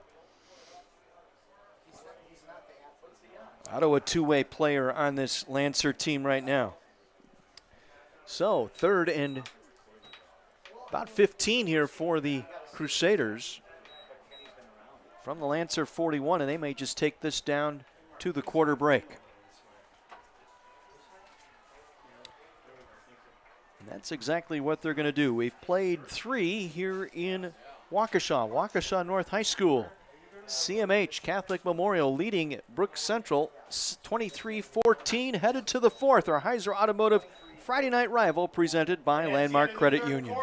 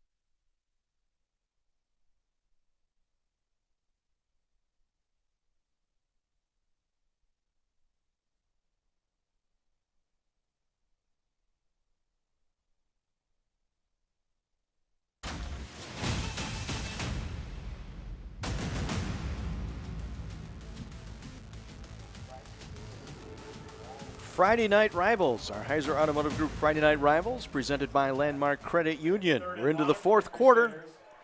23-14 Crusaders. They face a critical 3rd down, 3rd and 14 from the Lancer 41.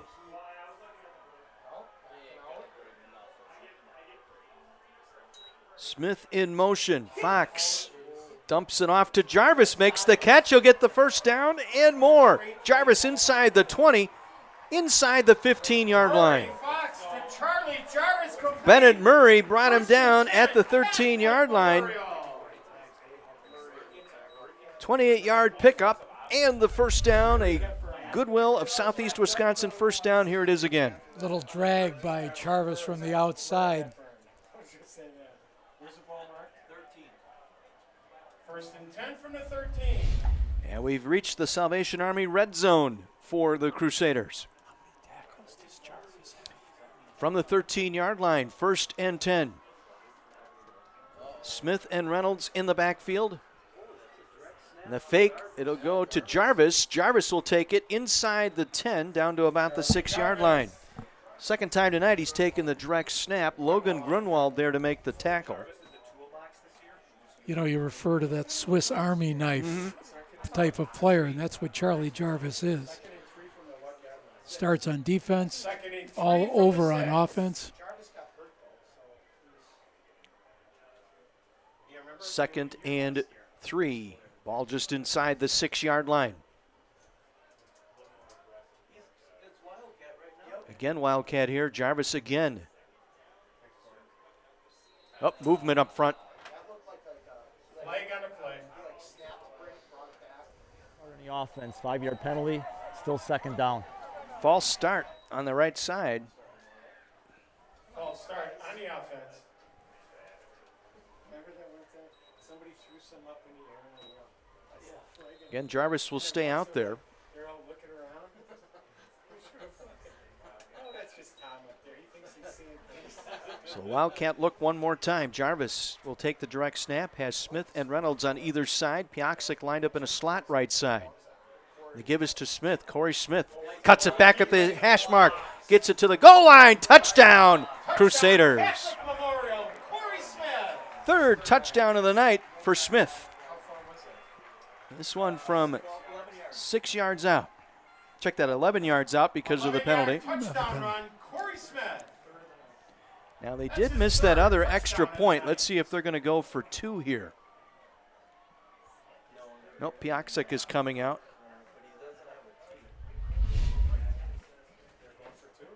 Looks like they are going to go for 2 here. Well, there's confusion for sure.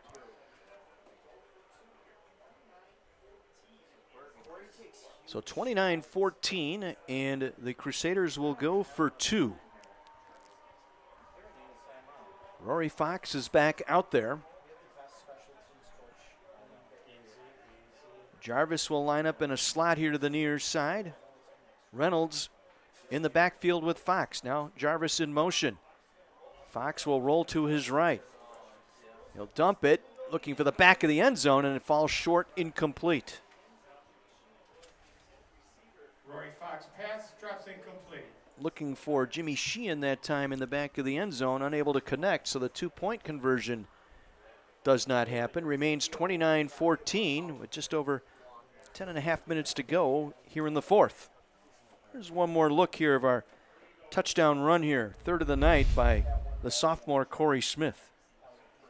Quick speed, puts that outside foot down, turns it up, takes it in. Planted that right foot at the hash mark and just darted into the end zone. 3rd touchdown tonight for the sophomore. And again, Obi Allen not available tonight, so Smith, maybe a little coming out party tonight for Smith. Well, in these days with, you know, the COVID scare going around, you can understand why they wanted to have Obi Allen not take any chances, so forth. I'm sure Corey Smith is very appreciative of his opportunity to shine. Peacock and Lorcher standing deep, awaiting the Kenny Piatsic kickoff.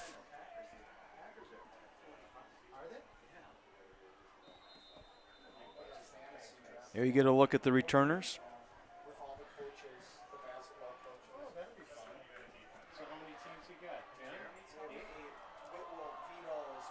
Again, our kickoffs tonight brought to you by Mixap.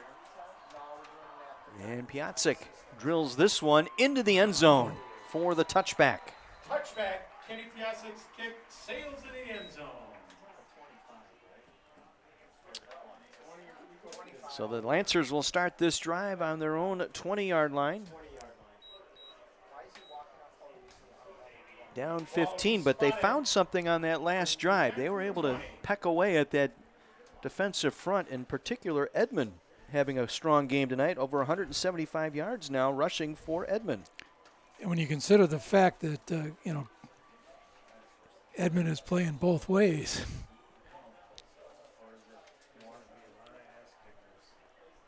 Well, the big conversion on that touchdown drive, the 3rd and long that they were able to convert with Jarvis, that set them up in the red zone. Bloom changing the play.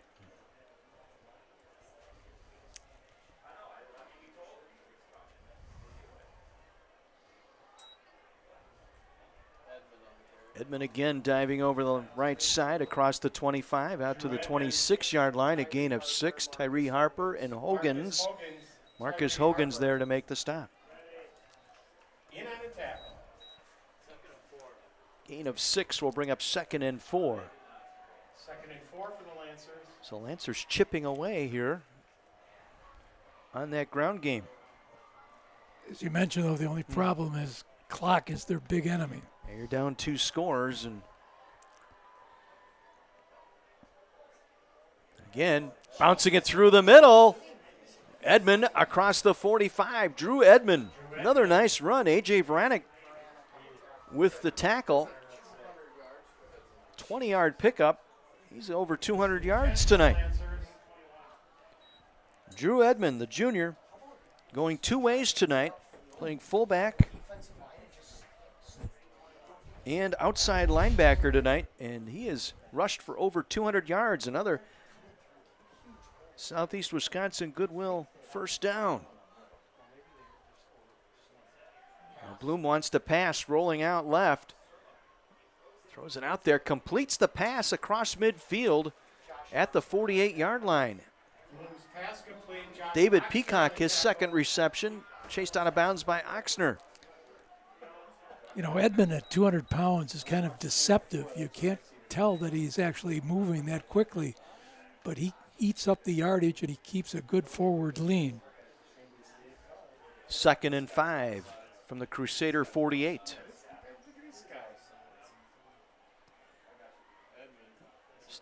This time it's Bloom, the quarterback, pulled it back in. Took it down to the 45-yard line, short of the first down. Vranek there to make the stop, and Milo is down. Milo Stevens.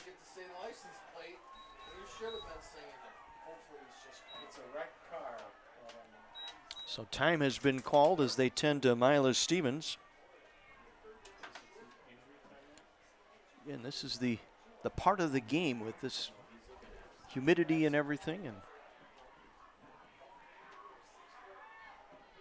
used to carry that jug of water into the classroom. He used to make the kids do that, a gallon jug, and just keep refilling it and make them drink that all week long. Do it all day, do it all day. Milo's up and moving, which is good sign.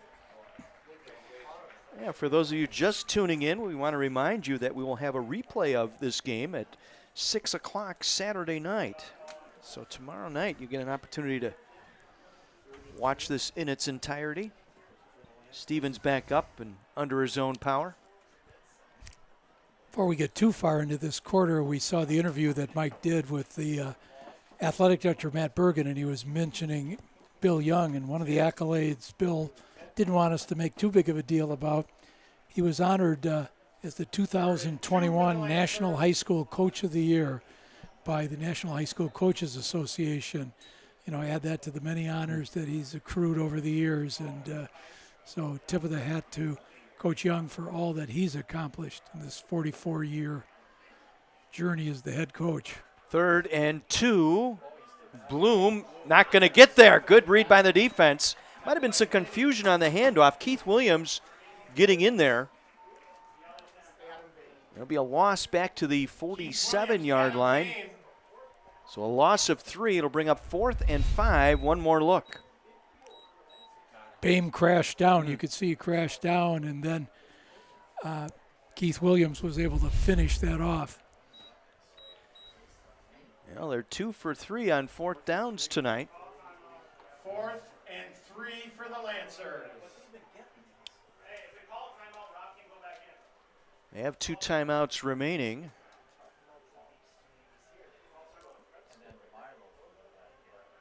And we'll go for it here on 4th and a long 3 from the 47. Back judges counting.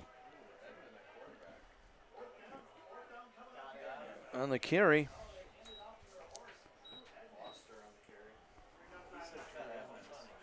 was that on the carry? That was Foster. Nick Foster? No. Number 8. Nick Foster. That's his second carry tonight. He'll get the first down.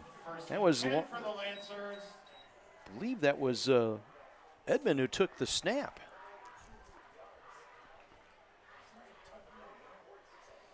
Again, reminder coming up following the game tonight. Stay tuned for our U.S. Marine Player of the Game presentation brought to you by the United States Marine Corps. Edmonds again with the carry. He gashes inside the 40 down to the 36-yard line. Matt McCloskey there to make the stop. Matt McCloskey and Keith Williams on the tackle. Gain of about 6 brings up a 2nd and 4. Clock approaching 7 minutes to play, down 15. Central converting 3 fourth downs tonight. Edmond again trying to crash over that right side, and he is stopped just shy of the first down. Check that. Milo Stevens there, back in there now. Edmond's 20th carry on the night. And, you know, talk about going both ways. He's not just, you know, taking up space, playing a pivotal role, Brookfield Central.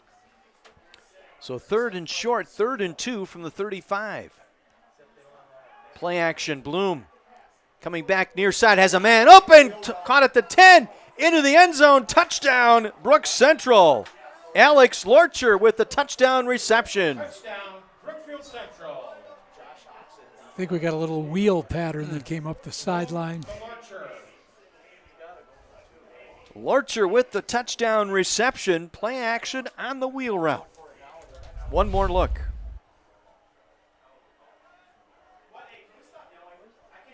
Made the catch at the 10, got past the defender Oxner and into the end zone, and it's a 29-20 ball game.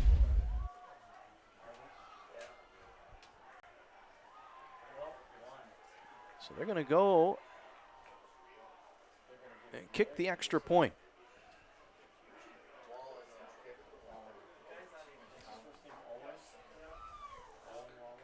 Joe Staff, 3-year starter as long snapper. Only freshman to start at that position for Brooks Central. Gets it back there. And the kick is up and good by Tanner Wallen. 29-21. Let's head back to the sideline and Mike McGivern. Guys, when you're at a school like Catholic Memorial, it's not a monster school. It's not a ton of kids, so everybody likes to get involved. Mallory and Grace, they're seniors, first year as managers of the football team. Did you have any idea how hard this was going to be? Thanks, Charlie. Did you have any idea? No. Yeah, this is hard, right? I mean, it's fun. Is it fun? So, both basketball players as well. What made you decide to do that, be a manager this year? Well, a few of our friends reached out to us on the team and asked, and it's honestly, we don't play a fall sport, so just getting involved this way and just being with our friends every day. You know what I love is that you guys are seniors, and you're going to do everything you can in the school and make sure that you enjoy all of it. Guys, thank you very much. Boys, back to you. Mike, thank you. 40-yard touchdown reception. Well, when you think back to how the game started, one of the things you've got to say to Brooks Central is, okay, you've hung in there. You just didn't give up. You didn't fade away, and you found ways to keep chipping away at that lead. And, you know, Edmond has been fantastic, and you've seen Robert Bloom, the quarterback, make a pivotal throw there. So interesting to see how these next 6:22 plays out. 6 plays, 80 yards, the 40-yard touchdown to Larshner.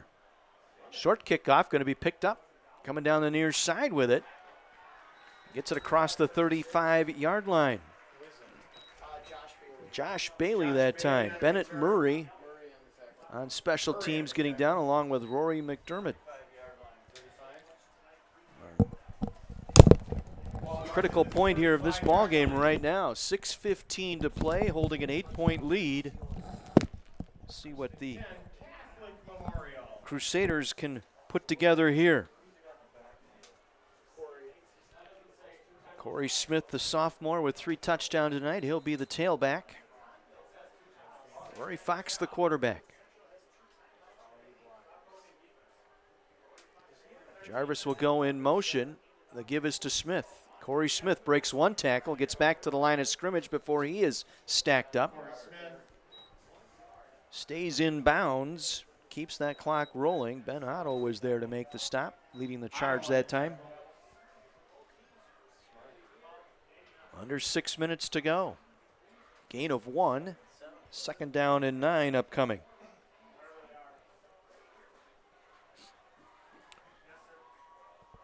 Now you'll watch CMH here try and milk that clock. They'll be, your back judge becomes your best friend if you're Rory Fox. You just keep an eye on him and let him count it down for you. Almost a mix-up as Jarvis comes around the right side and goes forward, out short of the 40-yard line. Good coverage by the Lancer defense on the recovery that time. Ben Otto started to go inside, broke back outside, and was able to make the stop. So 3rd and a good 6 here coming up for the Crusaders at their own 39-yard line.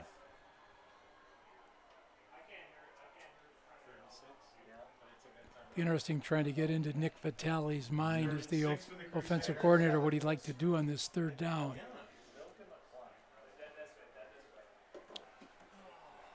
And McCormick and Sheehan lined up here to the near side. Jarvis comes in motion near side. A little bubble screen to Jarvis, and it's read well by the Brook defense. Jack Tinnen, the senior strong safety, read that play immediately and came in to make the stop. You know, we mentioned with Catholic Memorial the speed that they have, the track guys. We should give equal mention to Brookfield Central. They've got about 6 basketball players on this team. Oh. The punt will go out of bounds at the 15-yard line. Awfully close that time. David Peacock nearly hit his shoulder. We've reached our 4th quarter break. We've got a great one, a great finish coming up. 29-21, CMH on top of Brook Central. This is the Heiser Automotive Friday Night Rivals presented by Landmark Credit Union.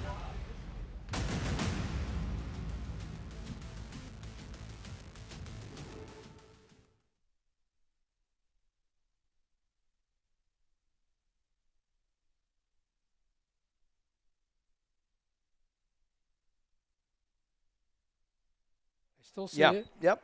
If Brook Central pulls it off, it's Drew Edmond. We're all done with the announcing. Well, a lot's going to depend on the outcome, but if it's if CMH wins, I think Smith would be our guy. If Brook Central wins, Edmond. Yeah, Smith's got 3 touchdowns. Yep, 3 touchdowns for Smith, and Edmond with over 200 yards rushing. We need a Betty Crocker right here.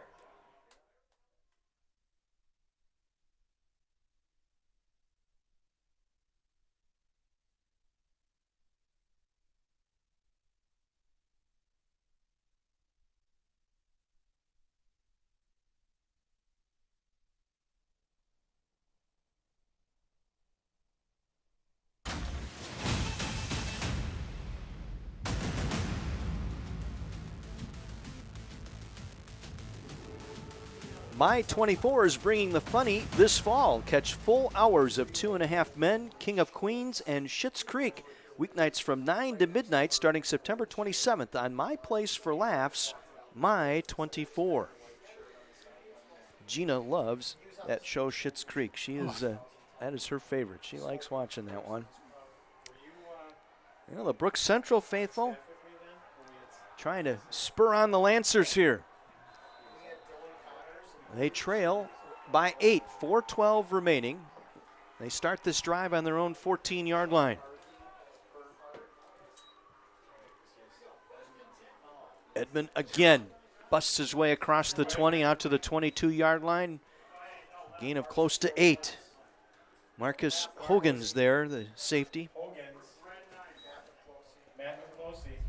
One more look. He just bangs his way between guard and tackle and just powers his way forward. 2nd and 2.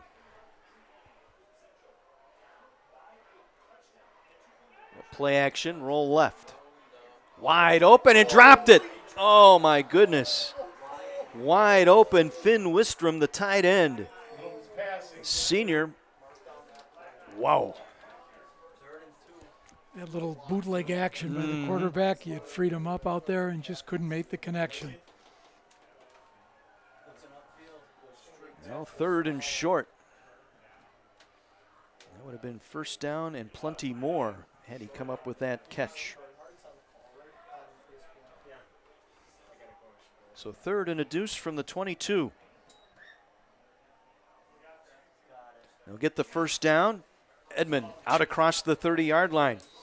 Ball came out, but he was ruled down. Tyree Harper, busy night tonight. 5 tackles on the evening for Harper. But it's a first down. Another Goodwill of Southeast Wisconsin first down. 3:20 remaining. He's covering up that ball, just driving. And he was down. The knee was down. Bloom again rolling left. Now cuts it upfield. Bloom out to the 38-yard line. Gain of about 7 on the play for Bloom, the quarterback. Now going no huddle. Under 3 minutes to play. Crusaders holding an 8-point lead.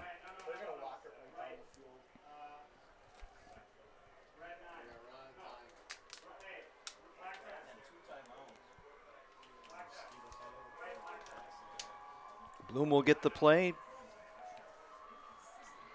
Call it out as he steps under center. Play fake again. Rolling out. Again, man open down the sideline. Alex Lorcher with the catch. He caught that 50-yard touchdown grab earlier, 40-yard touchdown grab, I should say, earlier. One more look. That play action starting to work.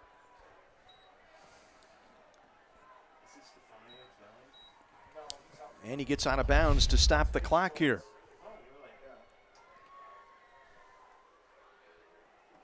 First and 10 from the CMH 47. Edmond bangs forward for a couple, out inside the 45, down to the 43-yard line. Not quite the urgency that Brook Central would maybe like to have here. Peavy was there to make the stop. Again, 2 timeouts remaining here for the Lancers as we go under 2 minutes to play.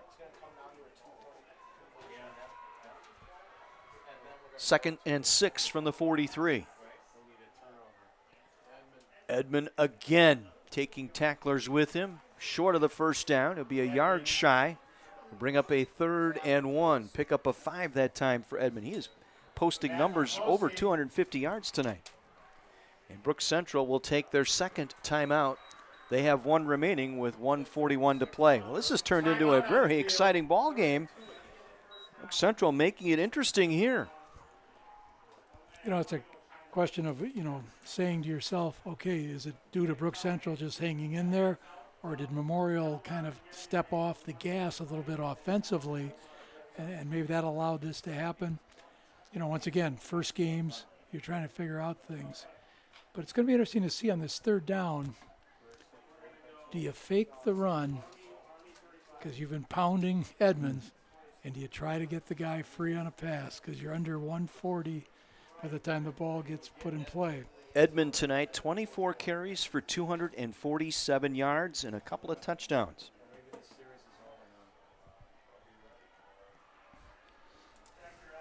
You saw Joe Nellis, the head coach, talking with his offense there.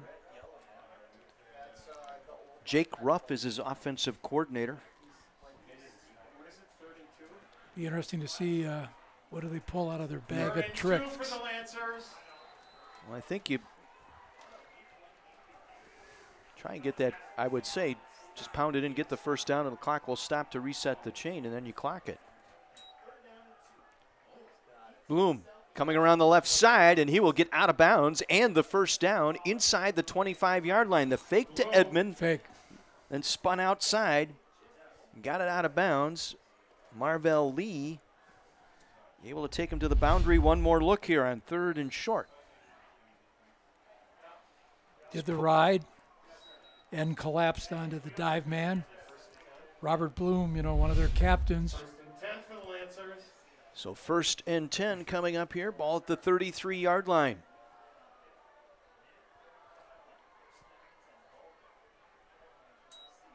Bloom wants the throw. Comes back over the middle, is nearly picked off. Looking for the tight end again, Wistrom. Hogan's nearly got the interception that time. Was thrown in traffic that time. Wistrom couldn't get that separation. 2nd and 10 for the Lancers. A little bit of pressure forced that sooner than he wanted. Another look. Boehm on pursuit.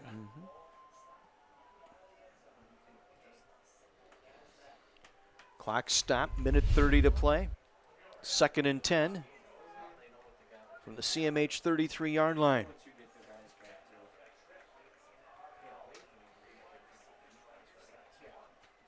Trips here to the near side, and now we've got a timeout called by CMH just before the snap. Bill Young saw something he didn't like there with the alignment. I think he was worried based on how the trips were aligned. Was there going to be some kind of a mess up in his defensive backfield?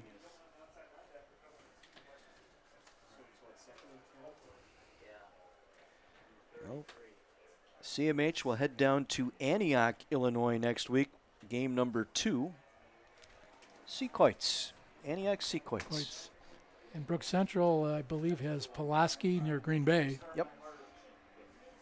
They will have Pulaski on their schedule for week 2.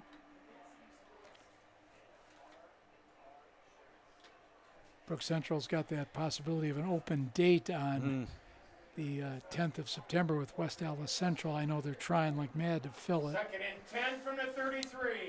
Yeah, West Allis Central going to a JV schedule this year due to numbers there. 2nd down and 10 from the 33-yard line. Bloom with pressure, hit as he's thrown, and it goes incomplete. Is that McKnight? Morgan McKnight coming in that time to make the play. One more look here, the pressure up front. McKnight last year was a first-team defensive player. Tonight he was starting at the offensive right tackle position. So once again, they're trying to find some ways to put a little pressure. 3rd and 10. Again from the gun, Bloom again under pressure. Will throw on the run, has the man there, makes the catch inside the 25, stretching forward close to a first down. Larcher making the reception. Short. Looks like he's going to be short. Clock continues to move here. It'll be 4th and 1. 4th and 1 for the Lancers. As the clock creeps under a minute to play, and timeout taken here by Brook Central. They take their final timeout with exactly a minute to go here in the 4th. Down 8. Coach Joel Nellis in the middle of your picture there with the cap on and the headset. Got George Machado working the offensive side. He's going into the Wisconsin Football Coaches Association Hall of Fame this fall. George Machado. Long-time coach. Down at Racine Horlick, had some good teams there. Pius. Well, what do you got here, Coach? You're the defensive coordinator here. What are you doing here? Well, if you're Joel Nellis, you look at your offensive coordinator and say, that's why I'm paying you the big bucks. All right, you tell me what we're going to do here. I got to believe it. You ride it to Edmond, don't you here? 4th and 1. Your clock will stop to reset the chain. You think about it, although you take a look about Edmond getting that fake and the Bloom pulling that ball out, getting the first down, and then quickly spiking the ball so you get 3 shots at the end zone. 3 for 4 on 4th downs tonight. 4th and 1. Game on the line from the CMH 24-yard line. Fake. Bloom will keep it, and Bloom will get the first down. They fake the handoff to Edmond. Bloom around the left side gets the first down. They'll reset the chains. He'll get right back up and get set to clock it here. And he will with 49 seconds to play. 2nd and 10 from the 19. That was, a good call by them because, you're anticipating Edmonds. Second and 10 from the 19. Bloom did a nice job of Carrying tucking that ball and getting that first down. Inside the Salvation Army red zone from the 19-yard line, 2nd down and 10. Bloom from the gun. Under pressure, completes the pass to Peacock. He'll make the catch inbounds. Again, they're out of timeouts. Surma with the catch. Clock will continue to roll. They got to get Peacock up here. It's 3rd down, 3rd and 5, and we got a player down. Clock will stop with 33 seconds left. We've got a lineman down.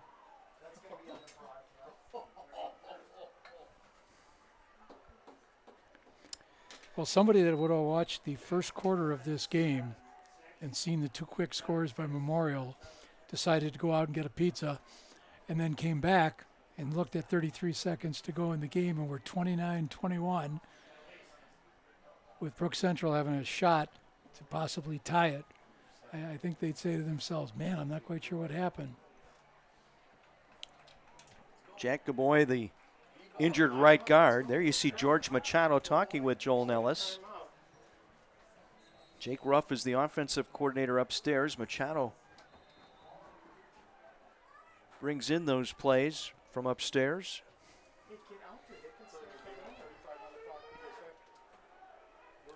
35 on the clock, is it?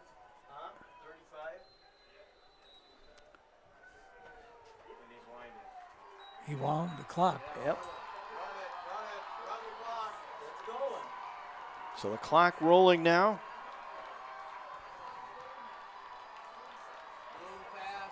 Bloom under pressure, gets it away, catch is made. Lorcher driving to the pylon. He'll be short and out of bounds at the 1. It'll be 1st and goal, Lancers at the 1-yard line. 1st and goal from the 1.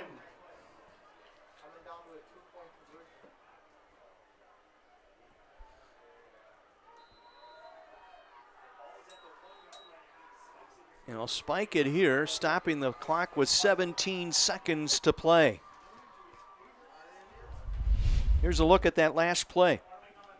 Good pressure. There's no timeout. Lorcher was fighting hard to get to that pylon, and it was just short. His foot went out of bounds. Foot out of bounds. If his left foot stepped out. 2nd and goal from the 1.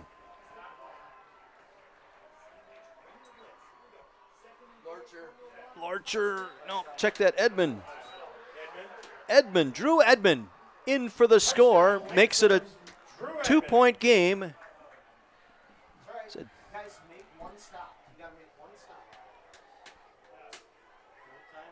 So Drew Edmond with his 3rd touchdown tonight. Approaching 300 yards rushing tonight. And they are a 2-point conversion away from tying this one up. Player of the game. One more look.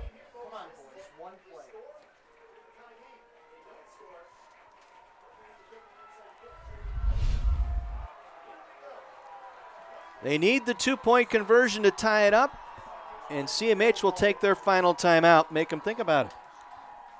Timeout, Crusaders. 14 seconds to play here in regulation. Again, another look. Going over the left side, following Wistrom, the tight end. Drew Edmond tonight with 270-plus yards and 3 touchdowns. And playing on defense. And going both ways, yes. Well, most of those yards tonight have come to the left side of that Brook Central offense. Andy Garampestos, Aaron Efford at the guard, Joe Staff, kind of undersized at center at 6'1", 205.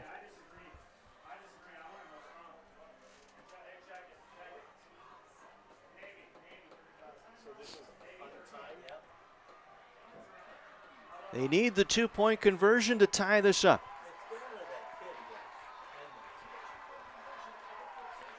Bloom wants to huddle here.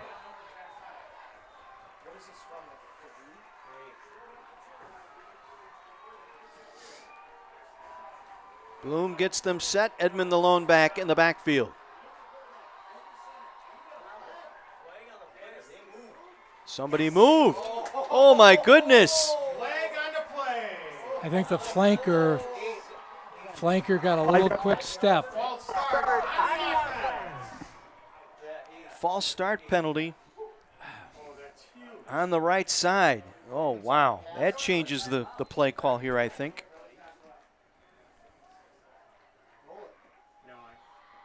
I mean, from the 3, you would have think, again, you look at Edmond, run the play fake. You had so many things there. Now you've got to. Now you're kind of forced to do some kind of run pass option. Again, Edmond the single back, double wing. Peacock the flanker near side. Play fake, under pressure, and they're going to sack him.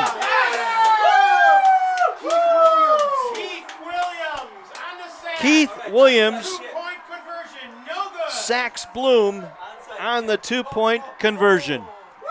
Some of that.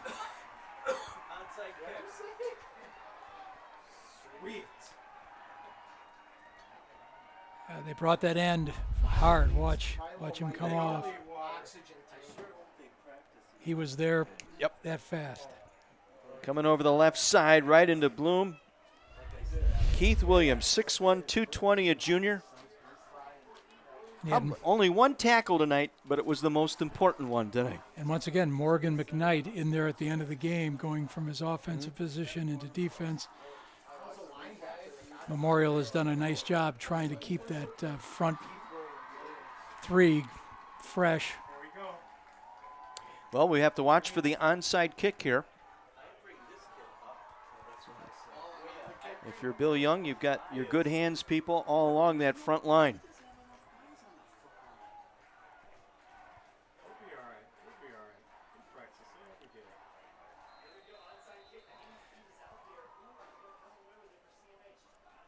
One on the onside kick, and it goes out of bounds.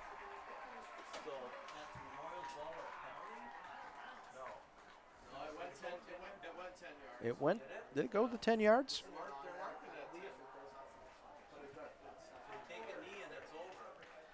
So the Crusader defense tonight comes up big when needed. A 2-point conversion stop with 14 seconds left tonight.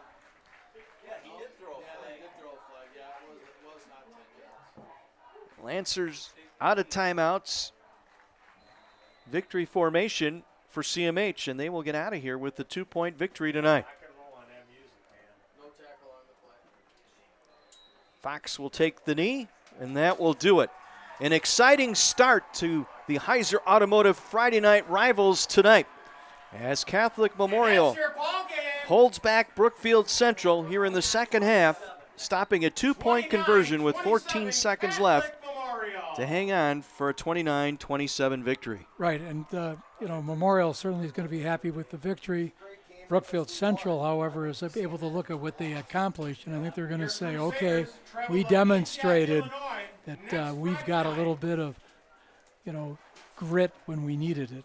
29-27 your finals. Stay tuned. Our postgame, including a Champions Trophy presentation and the United States Marine Player of the Game in our postgame. 29-27 Catholic Memorial over Brook Central. We'll be back right after this.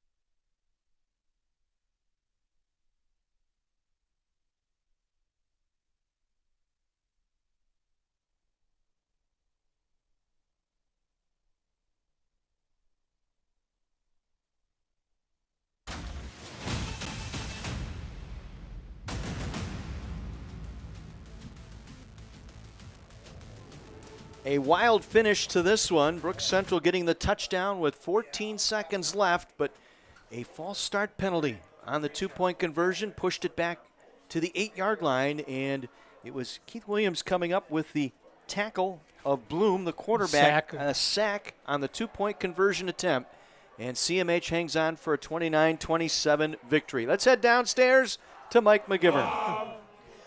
Hey, not only can they play football, but they sing a little bit too.